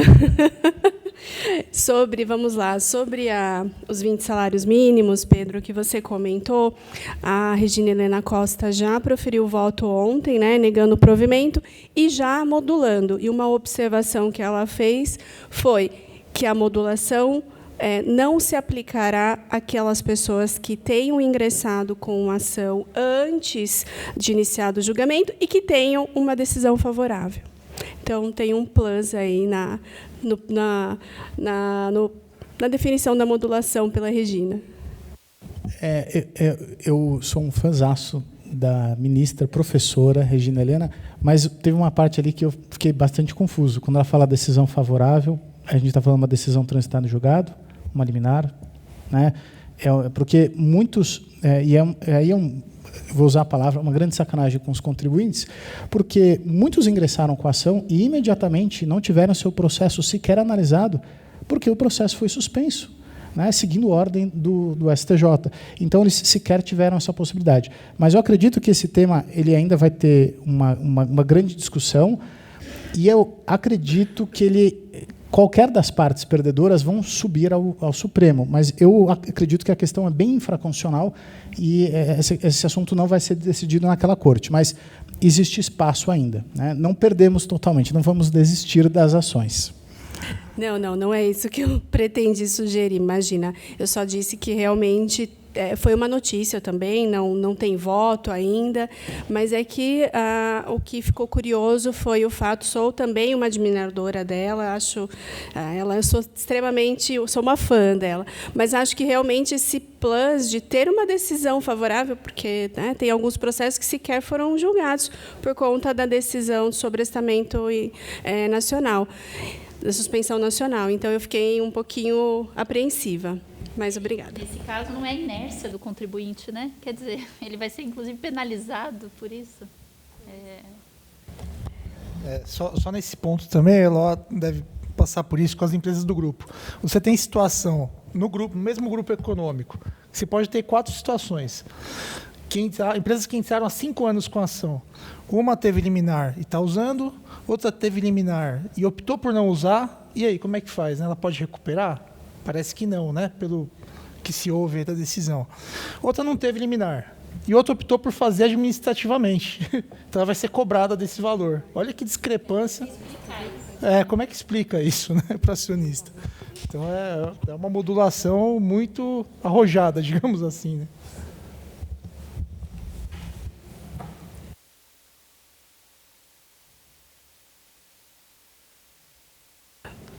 O ministro está descendo, vamos aguardar e esperar a palestra dele. Só para justificar também, o doutor Alei não conseguiu permanecer nesse painel por uma questão de um compromisso pessoal, mas, com certeza, se estivesse aqui, estaria honrado com o debate e com todos aqui. Nesse momento, nós agradecemos a presença de todos, nós vamos desmanchar a mesa, nós agradecemos muito a presença.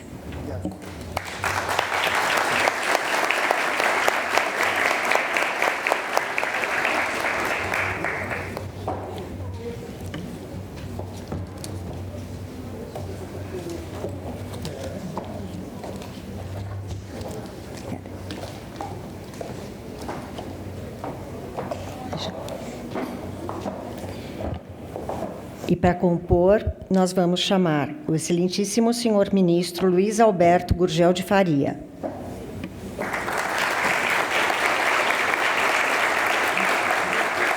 O excelentíssimo ministro Luiz Alberto Gurgel de Faria, que é doutor, mestre e ministro do Superior Tribunal de Justiça, STJ.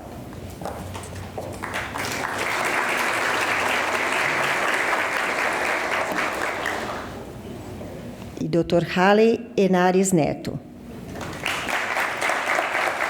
Dr. Halley Henares Neto, presidente da ABAT.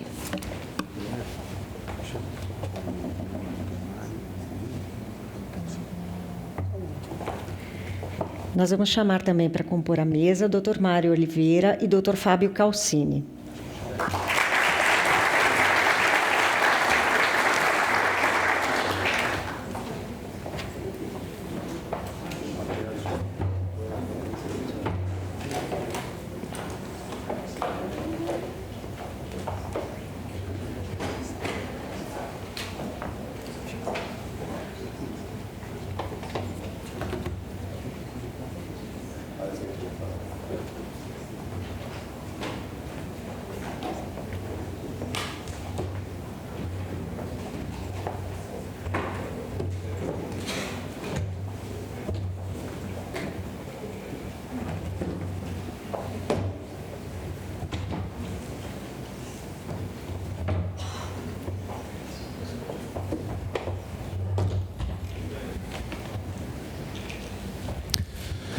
Bom, dando continuidade aos nossos trabalhos e agradecendo aos palestrantes do painel anterior, sem mais delongas, eu passo a palavra ao nosso homenageado deste evento, homenageado também na obra, cujo coquetel ocorrerá logo em seguida, a palestra do ministro, para o qual todos estão convidados. É uma honra, ministro, tê-lo conosco aqui nesse evento. E essa homenagem, eu quero dizer, já saudando o ministro, que ela é muito justa e merecida em função, e comentava isso com o ministro, do apreço que nós percebemos que todos os autores tiveram e como receberam bem esse convite para participar da obra. Então, é uma alegria, ministro, tê-lo conosco aqui, e para abordar um tema tão importante, ligado ao tema central do evento, sobre litigância tributária. Também aproveito para agradecer a presença do Mário Luiz de Oliveira, ex-presidente da ASP, e do Dr. Fábio Calcini, nosso conselheiro. Sem mais delongas, passo a palavra ao ministro Luiz Gurgel, a quem peço novamente uma salva de palmas.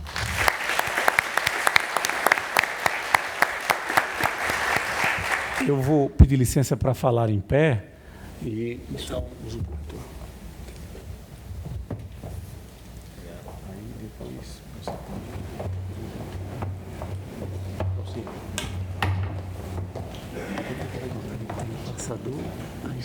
pronto, aí eu me dirijo para a mesa.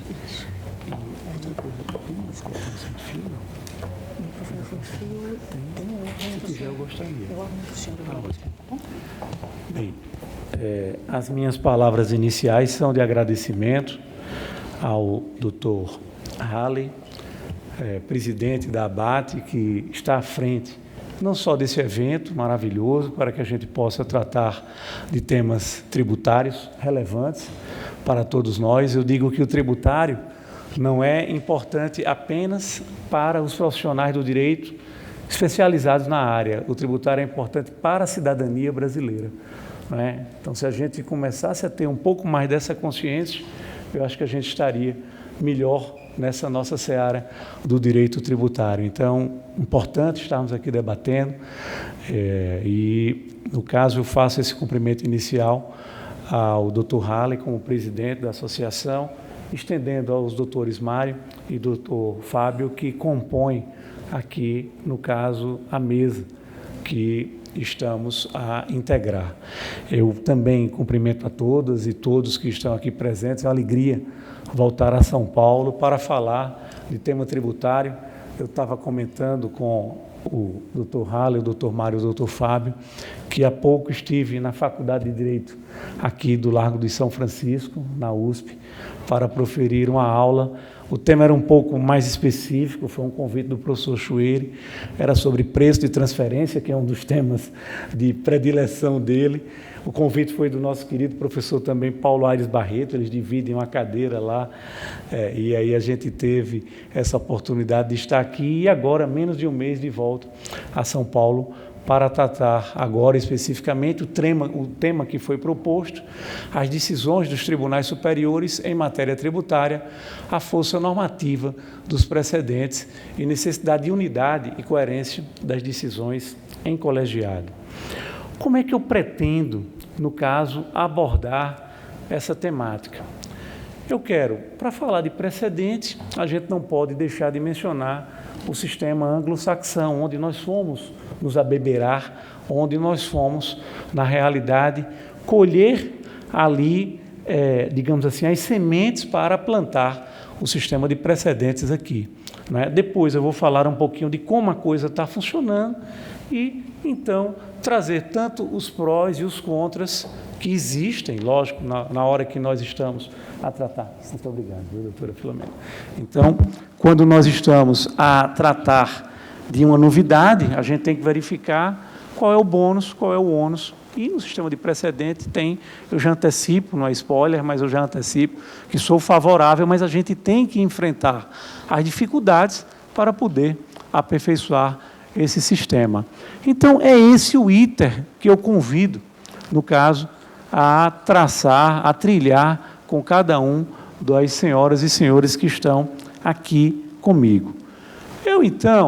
Eu começo trazendo aqui um personagem brasileiro, vou pedir licença aqui aos integrantes da mesa, para chegar mais perto, que é o paraibano pernambucano Ariano Suassuna. Ariano Suassuna, ele, na verdade, ele não dava palestras, ele dava aulas de espetáculo. É um termo que ele gostava muito de usar. E quem gosta de Ariano, ele deixou muitas memórias boas.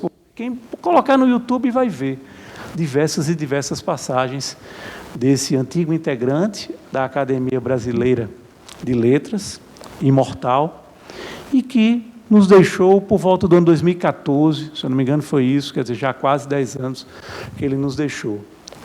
Ariano, entre várias de suas falas, ele tem uma que é muito interessante. Ele chega e diz, olha, se você for, no caso, falar mal de alguém, não fale pela frente, não seja mal educado. Você tem que falar por trás daquela pessoa. Se ela está ali por perto, você aguarda, deixa ela sair. Quando ela sair, bateu a porta, escutou a batida da porta, pronto. Aí você vai e pode começar a falar. Por que eu estou trazendo, no caso, inicialmente, Ariano? Porque eu me lembro, pessoal, do nosso sistema judicial. Para a gente, então, falar um pouquinho baixinho, já que não tem aqui ninguém por perto, para a gente falar de como a coisa estava funcionando. Eu vou usar uma palavra que às vezes é forte, uma expressão, na realidade, que às vezes é forte, mas que representava bem o que a gente estava vendo. E que a gente ainda precisa corrigir, tá certo? Ainda tem situações dessa, mas, na realidade, o que havia no nosso sistema judicial era uma jurisprudência lotérica. A questão caía para um juiz A, favorável. O mesmo tema caía para o juiz B, no caso, aí era contra. Isso era altamente negativo para a ideia de justiça. Cadê a justiça? A justiça está com quem? Não é? Quando era decisão de primeiro grau, ainda era compreensível. E quando era no tribunal de apelação, fosse um tribunal regional federal, fosse um tribunal de justiça. E quando vai para as cortes superiores? STJ, Supremo Tribunal Federal. A gente compreende isso, a gente pode, na realidade, ver ali um ideal de justiça em que a mesma questão, a mesma, é julgada de uma forma e, para a outra parte, é julgada de outra. A parte não compreende. Às vezes, nós que entendemos de direito, nós não compreendemos. Imaginem a parte, o cidadão, o jurisdicionado que precisa ali daquela prestação e vê que o seu colega ganhou ali, às vezes um conhecido, e ele perde.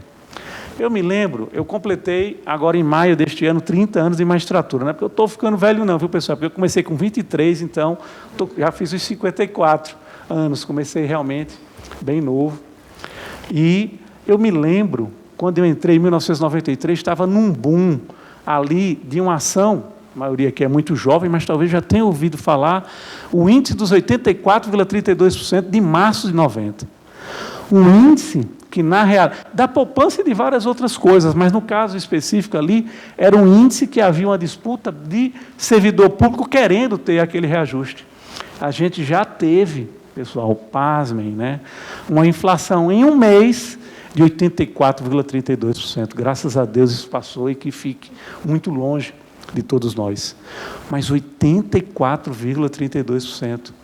E eu coloco no artigo que eu escrevi, quando estava comemorando o lustro de vigência do CPC, né, 5 anos do CPC, e isso agora há pouco tempo, foi em 2021, a vigência, a gente sabe que o CPC é 2015, mas só começou a vigorar em 2016.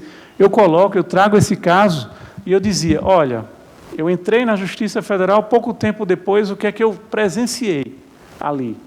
2 servidores, 2 analistas judiciários, cargos privativos de bacharel em Direito, eles tinham entrado com a ação, pedindo os 84,32%. Um ganhou com trânsito em julgado e teve aquilo implantado no seu salário. Em números gerais, vamos imaginar, o salário era 10 mil, passou a ganhar 18 mil e alguma coisa. O colega da mesa vizinha entrou com a mesma ação, perdeu também com trânsito em julgado, ficou ganhando 10 mil reais.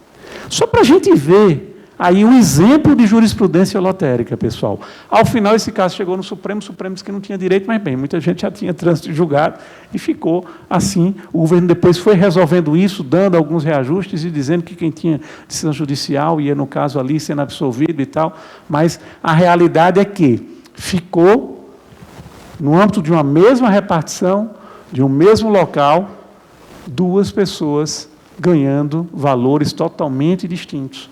E tendo a mesma atribuição, tendo a mesma missão. O que tinha ganho, feliz e satisfeito, ganhando ali praticamente o dobro. O colega, chateado, né? Quase que eu usava a expressão pé da vida, mas a gente aqui está numa palestra, não pode estar usando, peço desculpa, mas super chateado porque jurisprudência lotérica. A coisa não estava funcionando. Né? Então, a gente começa a lançar um olhar para ver, espera, então, se a coisa não está funcionando, como é que a gente, então, onde é que a gente pode encontrar um sistema que vá melhorar essa situação? E aí a gente vai ver os sistemas que nós temos hoje, os 2 grandes sistemas de direito, o Civil Law e o Common Law. O Civil Law, que é o que nós adotamos, ele totalmente voltado ali para a lei. Quem vai dizer qual é o direito é a lei. E o juiz vai interpretar de acordo com a lei, como se fosse ali uma coisa matemática, que a gente sabe bem como é, né? Se a gente puxar aqui 4, 5 pessoas sobre uma lei, cada um vai ter uma interpretação. Então, aquela ideia de que a resposta está na lei é uma ideia utópica, porque a resposta, na realidade, vai estar na interpretação que nós formos dar àquela determinada lei. E as interpretações eram as mais díspares, as interpretações eram as mais distintas. A partir disso, então, que se viu que o Civil Law, como estava adotado aqui, estava dando a jurisprudência lotérica, e lá no Common Law? Lá no Common Law, existe um sistema de precedentes.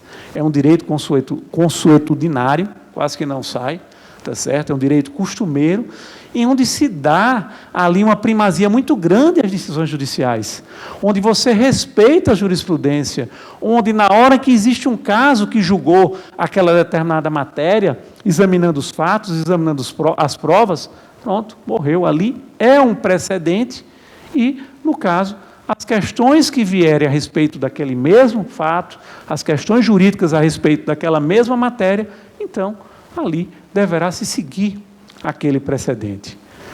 A gente começa, então, a olhar para esse tema e começa a adotar ali situações para, no caso, aderir ao sistema de precedentes. Eu estou dizendo começa porque a gente tem que falar um pouquinho, então, já falei do sistema de precedentes, falar um pouquinho de quando isso surgiu no Reino Unido. Olha, pessoal, essa data, se vocês botarem aí no Google esse caso do London Street Tramways versus London City Council, tá certo? Vocês vão verificar que isso é de 1898. Mais de 130, e nós temos precedentes de mais de 250 anos. Esse caso aí, o que é que chega? Chega lá na House of Lords, hoje, já existe no Reino Unido a sua Suprema Corte, mas o órgão máximo, até 2009, é interessante, eu fiz uma visita, agora em 2018, lá na Suprema Corte do Reino Unido, ali, quem conhece Londres, ali junto de Westminster, perto da Catedral, perto do Parlamento, um prédio simples, não é um prédio grande, mas que a Suprema Corte do Reino Unido começou a funcionar em 2009, foi numa alteração constitucional em 2005. Antes, no caso ali, funcionava dentro do Parlamento, tá certo?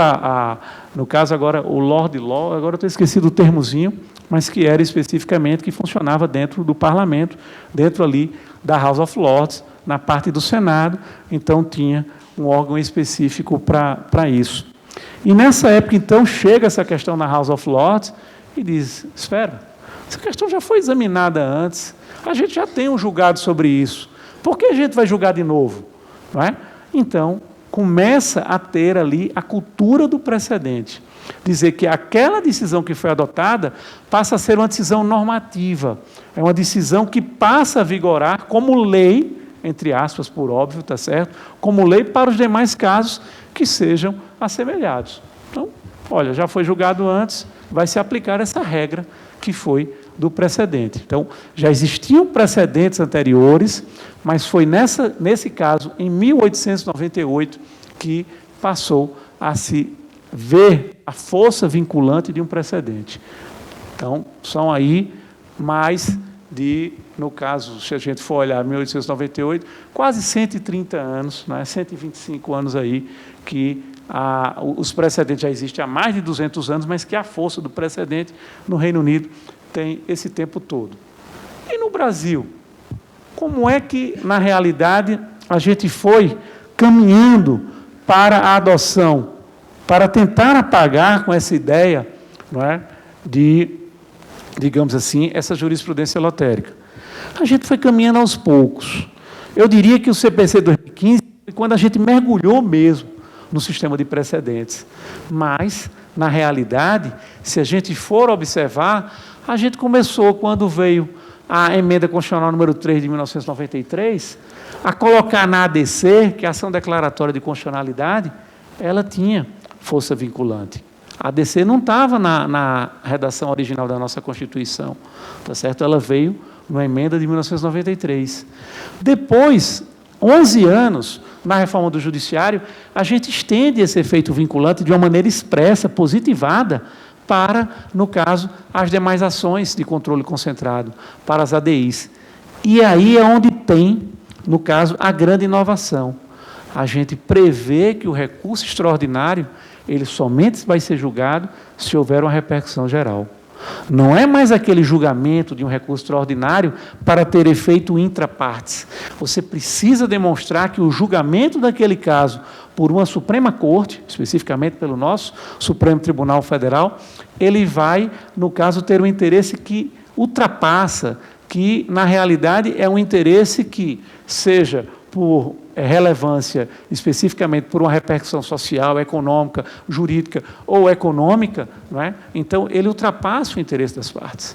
E aí, nessa reforma de 2004, regulamentada por lei e depois implantada no Supremo, no regimento, em 2007, a gente tem, então, ali, na verdade, o grande embrião do nosso sistema de precedentes, através da repercussão geral, e logo na sequência, em 2008, vem a lei dos recursos especiais repetitivos. Hoje, sem sombra de dúvida, são os dois grandes instrumentos que, no caso, formam os nossos precedentes. Recurso extraordinário com repercussão geral, no Supremo Tribunal, e o recurso especial repetitivo no Superior Tribunal de Justiça. A gente sabe que foi aprovada a emenda da arguição de relevância, está ainda no embate no Congresso Nacional para que isso venha a ser regulamentado. Vamos torcer que, no caso, isso venha a ser, mas, por hora, são esses os dois grandes instrumentos para a formação de precedente. E, em 2015, então, com o Código, a gente mergulha, de fato, no sistema de precedente. A gente vê ali, quando se está tratando no 927, no 928, a gente vê ali a força que o Código quer dar, efetivamente, aos precedentes e à jurisprudência como um todo, que deve ser estável, que deve ser uniforme, que deve, na realidade, dar ali uma previsibilidade, uma isonomia, uma segurança jurídica, para que, no caso, aqueles que vêm ao judiciário saibam o que vai acontecer. O sistema está funcionando, maravilhoso, a gente não pode, na realidade, dizer que não. Mas aí, pessoal, o que é que eu já chamo a atenção de vocês? Veja, a gente tem que também verificar, são mais de 100 anos o sistema funcionando no Reino Unido. Aqui, se a gente for verificar quando a gente realmente mergulha, que é no CPC 2015, nós não temos ainda 10 anos de sistema de precedentes efetivamente funcionando. Então, nós temos que, na realidade, ver o sistema funcionando e procurar aperfeiçoá-lo. São essas as primeiras observações que eu faço a respeito do nosso sistema de precedente. E aí eu trago duas observações. Primeiro, vou até começar pela segunda, e a gente tem que dar uma palmatória. No âmbito do nosso judiciário, a gente ainda tem muita resistência ao sistema de precedente. Quantos e quantos juízes eu já ouvi a seguinte expressão: olha, princípio do livre convencimento motivado. Eu sou juiz para julgar de acordo com o que eu quero, de acordo com a minha consciência. Então, não vou dar bola para o que o STJ fala ou que o Supremo Tribunal Federal diz, não. Vou julgar de acordo com o que eu penso. E aí eu relembro, sei que a plateia aqui é por demais selecionada, não é? Relembro o que a gente aprende com Ronald Dworkin, com Robert Alexi, com Joseph Esser, trazendo aqui para o nosso Brasil com Humberto Ávila, tá certo? Princípio, é normal eles estarem entrando em choque. Você coloca, tem uma expressão que eu acho muito interessante, você pega uma balança, a balança do direito, e pega ali os pratos da balança e coloca os princípios. E você vai ver qual é o que deve prevalecer. E aí eu pergunto, coloca numa balança o princípio do livre convencimento motivado, numa bandeja, e coloca ali no outro prato da balança o princípio da unidade do direito. Qual é o que deve prevalecer? Na minha visão, e respeito por óbvio, visões distintas, sempre temos que respeitar, mas, na minha visão, o que deve prevalecer é o princípio da unidade do direito. Não adianta o juiz estar querendo dizer que vai julgar de acordo com a sua consciência, ele já sabendo que o Tribunal Superior competente disse de forma distinta, né? Disse que, na realidade, vamos puxar aqui um pouco agora, começar a puxar um pouco para a nossa área, que o próximo tema é puxando para a nossa área do direito tributário, não é? Disse que o contribuinte vai ter direito, ou disse que a fazenda que vai ter direito, e o juiz, não, para mim, eu vou julgar de acordo. Isso não é, na verdade, respeitar o sistema judiciário, né? Isso aí só vai fazer com que o processo demore mais, só vai fazer com que as partes tenham mais custos, né? E custas também, na realidade, e, então, o sistema não funciona, tá? Outras críticas que são feitas ao sistema de precedentes, vai engessar o sistema, viola o princípio do livre convencimento motivado. Críticas são feitas, mas a gente precisa, na verdade, encará-las e procurar aperfeiçoar o sistema. E aí, no caso, quando eu digo que as falhas, para mim, pessoal, uma das principais falhas está no que eu quero abordar agora, e quero abordar falando diretamente do âmbito tributário. O conflito de competência que existe hoje entre o Supremo Tribunal Federal e o nosso Superior Tribunal de Justiça. Não é um conflito de competência como aquele que a gente estuda, porque não dá, né? Para a gente do STJ, o Supremo é que dá a última palavra, mas um conflito no que diz respeito a que, ora, o Supremo diz que a matéria é infraconstitucional, então o STJ, opa, vou julgar. Depois o Supremo muda a sinalização, né? Então, eu tive, a coisa de pouco mais de um mês, eu tive a oportunidade de proferir uma palestra na OAB, lá do Distrito, não, foi na OAB Nacional, tive também há pouco na OAB do Distrito Federal, mas essa foi, no caso, lá na OAB Nacional, e quem estava era o ministro André Mendonça. E eu comentei isso da maneira, por óbvio, sempre muito respeitosa. Eu disse, olha, ministro, a gente tem que chegar a um determinado parâmetro aí, um padrão, porque isso está sendo, o sistema de precedente, cujo objetivo é dar segurança jurídica, o sistema de precedente, cujo objetivo é dar isonomia, né, ele está tendo esse problema por causa das nossas cortes superiores, né? Vou chegar, então, e vou dar 2 exemplos que todos aqui conhecemos, mas exemplos que são relativamente recentes. Aliás, um está até com os embargos de declaração para julgar. Primeiro, o texto constitucional de férias. A contribuição previdenciária do texto constitucional de férias. Deve ou não ter a contribuição? O que é que o Supremo Tribunal Federal faz? O Supremo chega e diz, essa matéria é infra. 1, 2, 1 dezena, 1 centena. Várias e várias vezes o Supremo Tribunal Federal disse, a matéria é infra. O que é que o Superior Tribunal de Justiça, então, faz? Se é infra, é comigo. Eu vou julgar. E julga. Julga a matéria fazendo a interpretação que, na realidade, a natureza jurídica ali daquele adicional seria, no caso, indenizatória, não era caráter remuneratório e, portanto, então, não deveria haver a contribuição. O Supremo, tempos depois, a gente tinha julgado já, se eu não me engano, em 2014, né? Então, o Supremo, anos depois, 5, 6 anos depois, vai e muda a posição. Não, agora é constitucional. Na hora que ele diz isso e depois ratificasse a posição, não estou dizendo que ele tem que ratificar, não, estou dizendo, mas se dissesse que é constitucional e viesse a endossar o posicionamento, não haveria nenhum, digamos assim, nenhum arranhão, a gente pode usar essa expressão, no caso, para a segurança jurídica. Mas no momento em que ele muda a posição, aí a segurança jurídica é abalada, sabe, pessoal? Por quê? Porque, na realidade, você estava acreditando, você, a depender ali, a Procuradoria da Fazenda Nacional, inclusive, como a matéria era infra, estava até autorizada a não mais até recorrer, porque tem um parecer normativo da Procuradoria desde 2011, 2010, mas depois foi ratificado em 2011, nesse sentido, e a matéria, o Supremo muda de ideia, e aí, no caso, vai... E aí, às vezes, as críticas são feitas, se diz, no caso, foi contra o contribuinte, foi pró-fazenda. A gente tem que verificar, se a gente for colocar uma lupa, a gente tem que verificar que, às vezes, também a jurisprudência estava de um jeito... Eu teria vários casos, tá? Mas eu vou só trazer mais um. A jurisprudência estava de um jeito pró-fazenda e mudou pró-contribuinte, né? Vou dar um exemplo. No caso da questão da inclusão do ICMS na base de cálculo do PIS e da COFINS. O Supremo Tribunal Federal, se vocês forem olhar, isso eu boto até em aula, pessoal, a DC 01, a primeira ADC que foi julgada, esse tema veio a ser discutido, que era com relação à COFINS. E o Supremo disse, isso é matéria infra. Então o STJ foi julgando. Já tinha súmula, 2 súmulas a respeito da matéria, faz um repetitivo e diz que, no caso, o ICMS deveria ser incluído. Eu não estou entrando no mérito, tá? Porque se eu for entrar aqui no mérito, vocês vão pensar, já vão querer jogar pedra aqui e tal. Não é questão de entrar no mérito. Estou falando dos casos, tá certo? Então, o que aconteceu?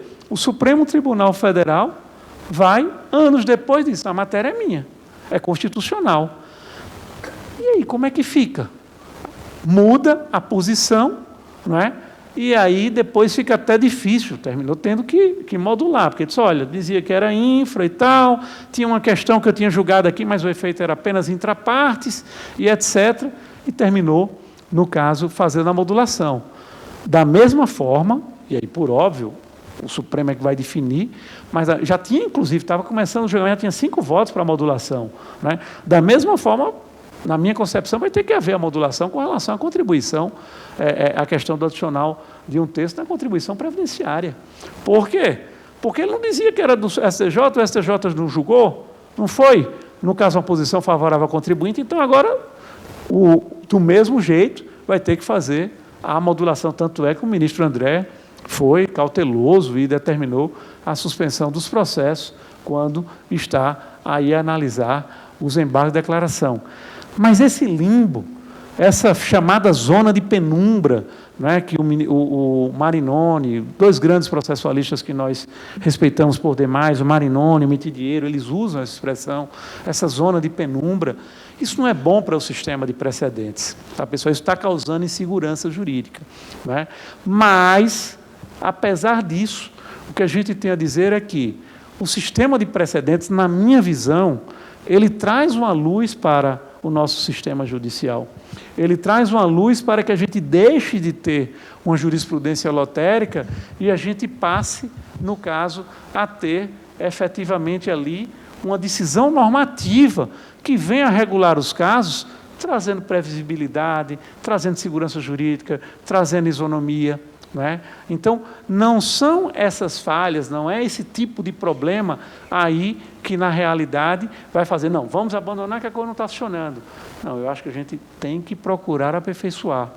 Existe, inclusive, tem um tempinho já, em 2021, foi feito um ato de cooperação entre o STJ e o Supremo para que eles trabalhem mais, né, essas questões de o que é matéria infraconstitucional, o que é matéria constitucional, né? Há propostas de autocontenção. Aí eu digo, olha, a gente lá no STJ, a autocontenção tem que ser do Supremo, porque também não adianta. O Supremo diz, é de vocês, é de vocês, é de vocês. Opa, vamos julgar. Depois, se ele muda de ideia e diz que é dele, o que a gente vai fazer? Né? Vai ter que respeitar a posição que for adotada, né? Há um exemplo, às vezes a posição é a mesma. Há um tema que foi julgado pelo Superior Tribunal de Justiça, que também o Supremo dizia que era nosso, que era infra, a questão da incidência do IPI importação no desembaraço aduaneiro e depois quando sai do estabelecimento importador, né, do importador. Se na realidade ali era um bis in idem, porque o fato gerador era um só, se eram 2 fatos geradores, enfim. O STJ entendeu que eram 2 fatos geradores, a gente sabe muito bem, do tema repetitivo. O Supremo mudou de ideia, entendeu que era constitucional, mas houve ali uma harmonia no âmbito das decisões. Então, para efeito, sem entrar no mérito, não estou querendo entrar em mérito de decisão, tá certo? Mas para efeito de harmonia do sistema, a segurança jurídica não foi arranhada, tá certo? Mas quando muda, né, eu estava ali conversando com o professor Fábio, estava conversando com o professor Mário, com o Halley, Marcos Lívio, meu amigo, chegou aqui à mesa, seja bem-vindo.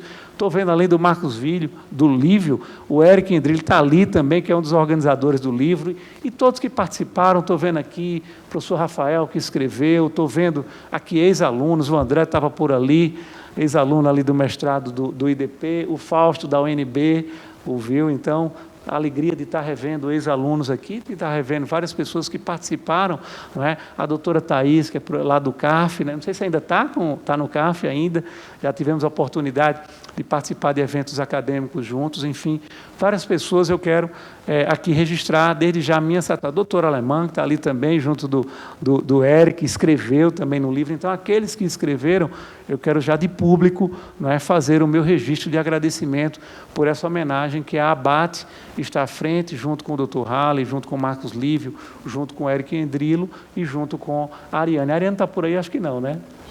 Chega amanhã. Pronto, mas enfim, ao quarteto aí que esteve à frente, junto com a ABAT, eu quero fazer esse meu agradecimento.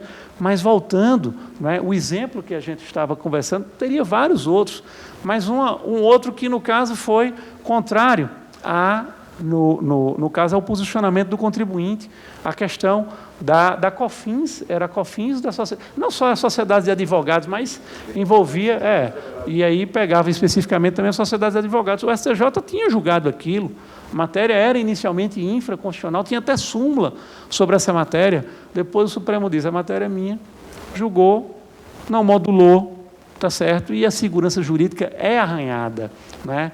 Então, na realidade, eu acho que a gente precisa aperfeiçoar. Não, com isso, pessoal, a gente tem que ver os problemas, ver as vantagens e procurar aperfeiçoar.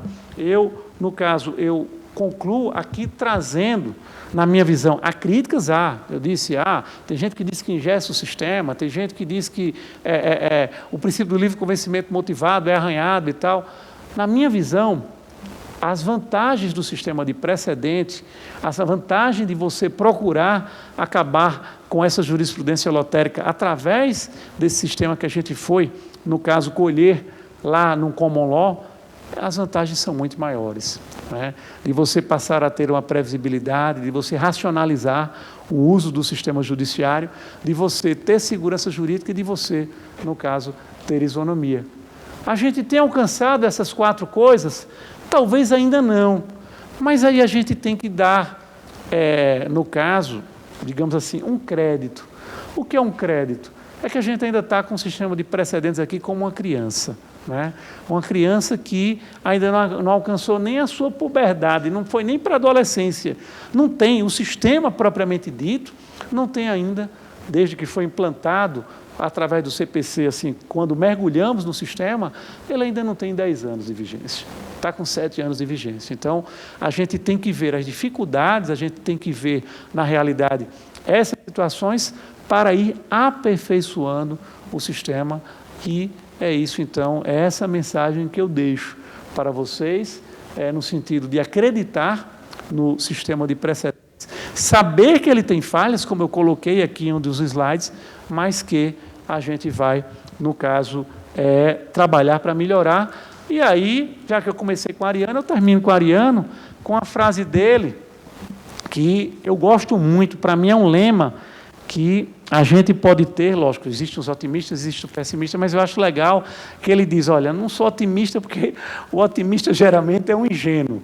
Também eu não sou pessimista porque o pessimista normalmente é um amargo, tá certo? É uma pessoa amarga. Eu prefiro ser um realista esperançoso. Sei o que está acontecendo, mas eu tenho que ter esperança de que vai melhorar. Eu acho que isso vale não só para o sistema de precedentes, mas vale para as nossas vidas como um todo, vale para o país que a gente vive.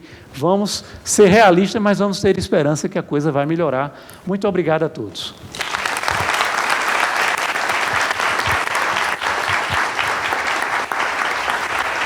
Obrigada, senhor ministro. Obrigada.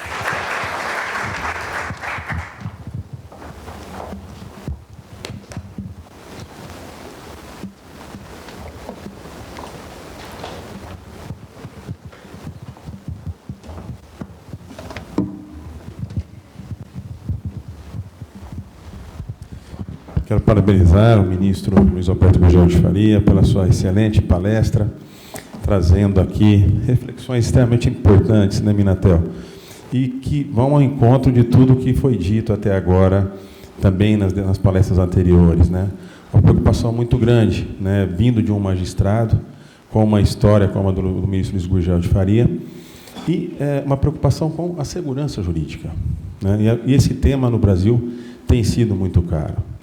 E a importância da coerência do julgador, não a coerência do julgador individual, mas o que o ministro trouxe aqui para a gente hoje é a importância da coerência do colegiado, da instituição, de um tribunal, para que sempre haja harmonia e aquela confiança, que é o núcleo do princípio da segurança jurídica do contribuinte, possa se manter incólume. Não uma confiança que se desfaleça quando há conflitos de decisões entre o STJ ou o STF, quando arroga para si matérias, como, por exemplo, conversávamos antes, em temas de contribuição previdenciária, que são matérias, efetivamente, no âmbito da Lei 8.212, matérias de nível infraconstitucional, mas que, constantemente são avocadas pelo Supremo Tribunal Federal. Acho que nós temos muito ainda a evoluir no sistema de precedentes. Força normativa das decisões do Poder Judiciário é uma evolução, como bem demonstrou o ministro, com maestria aqui do Common Law, que nós trazemos para o nosso ordenamento jurídico. E, se bem trabalhada, ela deve gerar resultados extremamente positivos. O que nós não podemos é conviver com situações, como eu disse anteriormente, ministro, de aspectos como, por exemplo, a modulação de efeitos. Sem um critério claro, há uma preocupação hoje muito grande do contribuinte que, ao invés de a modulação gerar uma diminuição de litígio, hoje os contribuintes ficam, né, com o radar ligado para ver quais são os temas que vão entrar em pauta em sede de precedentes vinculantes para poder ingressar com medida judicial. Isso aumenta o contencioso, ao invés de diminuir o contencioso tributário no Brasil.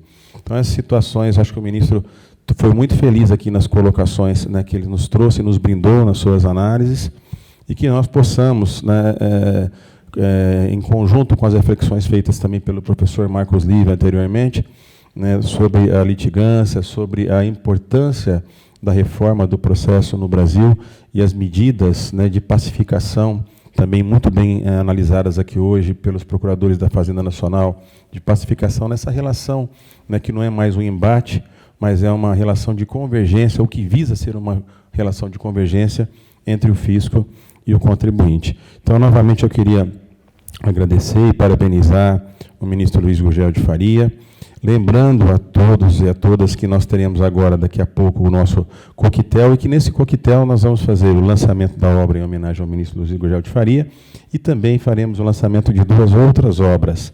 Uma obra que eu tive a honra de coordenar com o Dr. Pedro Akel e o Dr. Carlos Henrique sobre o PLR, com vários autores, tratando desse tema extremamente importante para o direito tributário e previdenciário, e uma obra também de tributação no agronegócio do nosso amigo jurista, professor, conselheiro da ABAT, também Fábio Calcini.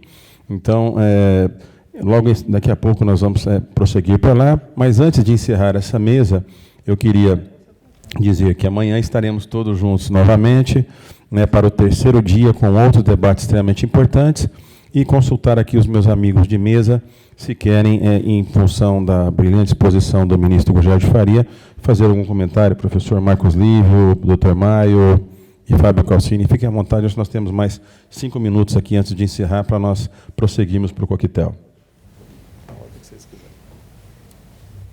Parabéns, ministro, excelente. E eu sou Ministro Gurgel de Farias. Eu sou fã de Ariano, sou Boa noite. Em nome do painel, como bom militar que fui, depois que o mais antigo fala, normalmente o mais moderno não fala mais. Mas eu não poderia perder aqui a oportunidade de, primeiramente, externar admiração e o orgulho de tê-lo como não só um magistrado, mas como um acadêmico. E a sua inteligência, arguta inteligência, mais uma vez foi revelada recentemente com um voto primoroso sobre um tema extremamente sensível, que é o tema do ágio, o primeiro precedente do STJ sobre essa matéria. O senhor trouxe um norte para a jurisprudência de centenas de casos que envolvem valores muito relevantes e que a jurisprudência oscilava sem um farol. Então, oxalá que o senhor continue sendo o farol do direito tributário no Superior Tribunal de Justiça. Muito obrigado.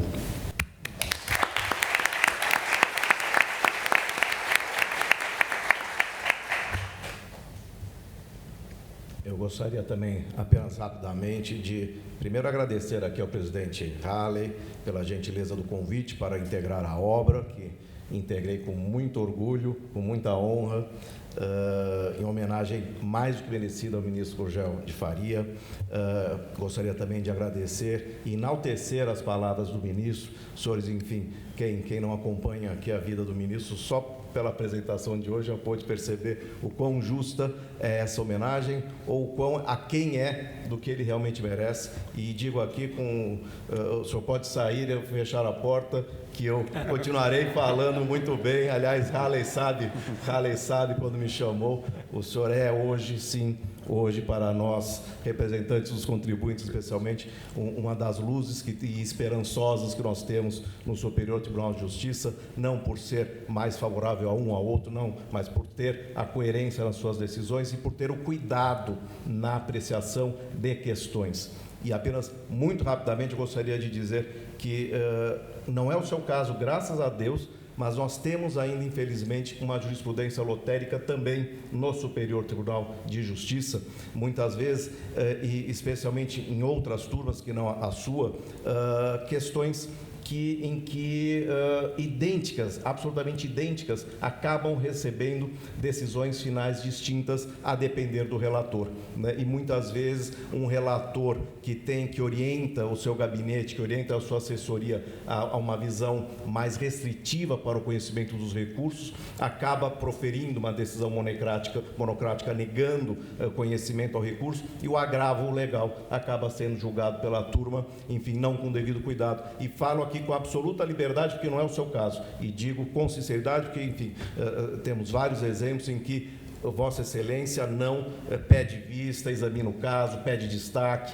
examina realmente e delibera com consciência. Mas não é, infelizmente, o que nós temos visto, especialmente em outras turmas do Superior Tribunal de Justiça. Então, aqui fica um apelo, enfim, como também ex-presidente aqui da casa e sempre defensor aqui da advocacia, obviamente, fica um apelo para que contemos também com a sua ajuda em relação a esse aspecto da jurisprudência lotérica, que ainda subsiste, infelizmente, também nos tribunais superiores. Mas, mais uma vez, muitíssimo obrigado por estar aqui conosco, muitíssimo obrigado por nos dar a honra de poder homenageá-lo nessa obra. Muito obrigado.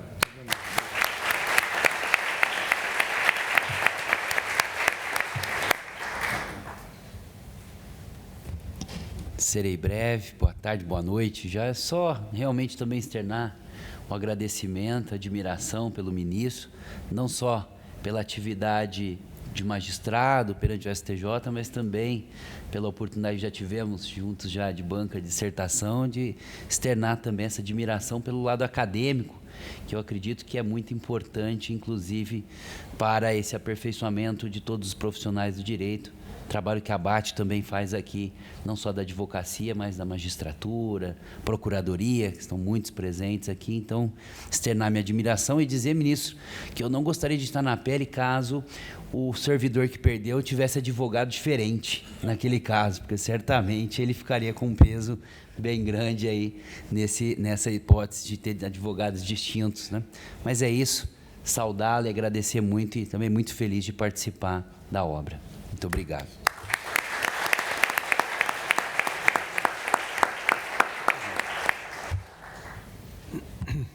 Bom, para a gente encerrar, doutor Érico, o senhor quer vir aqui até a mesa fazer um pronunciamento como coordenador da obra? Para fazer, acho importante o senhor registrar também, o senhor que foi um dos responsáveis pela concepção da obra, a iniciativa, apenas para deixar registrado também aqui para o ministro as suas palavras, e nós encerramos.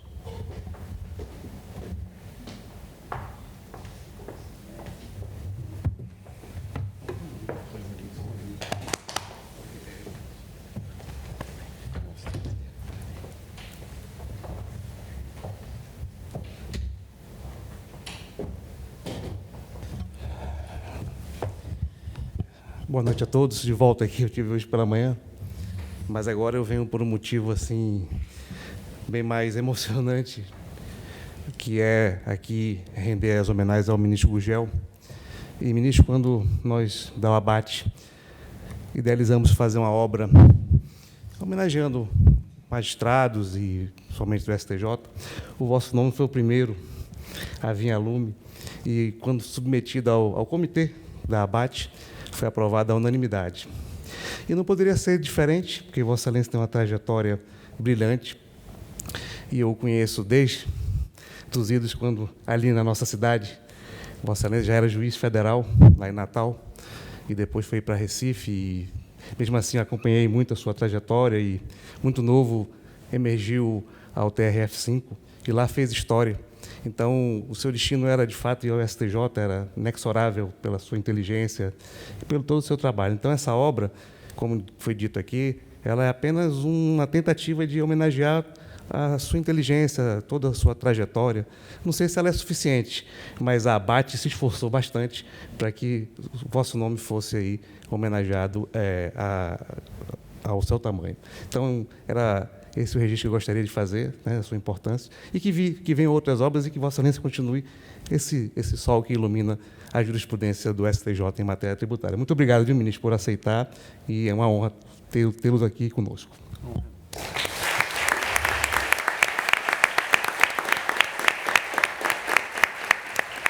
Podemos encerrar? Então, damos por encerrados os trabalhos de hoje e vamos ao nosso coquetel. Todos convidados. Uma boa noite.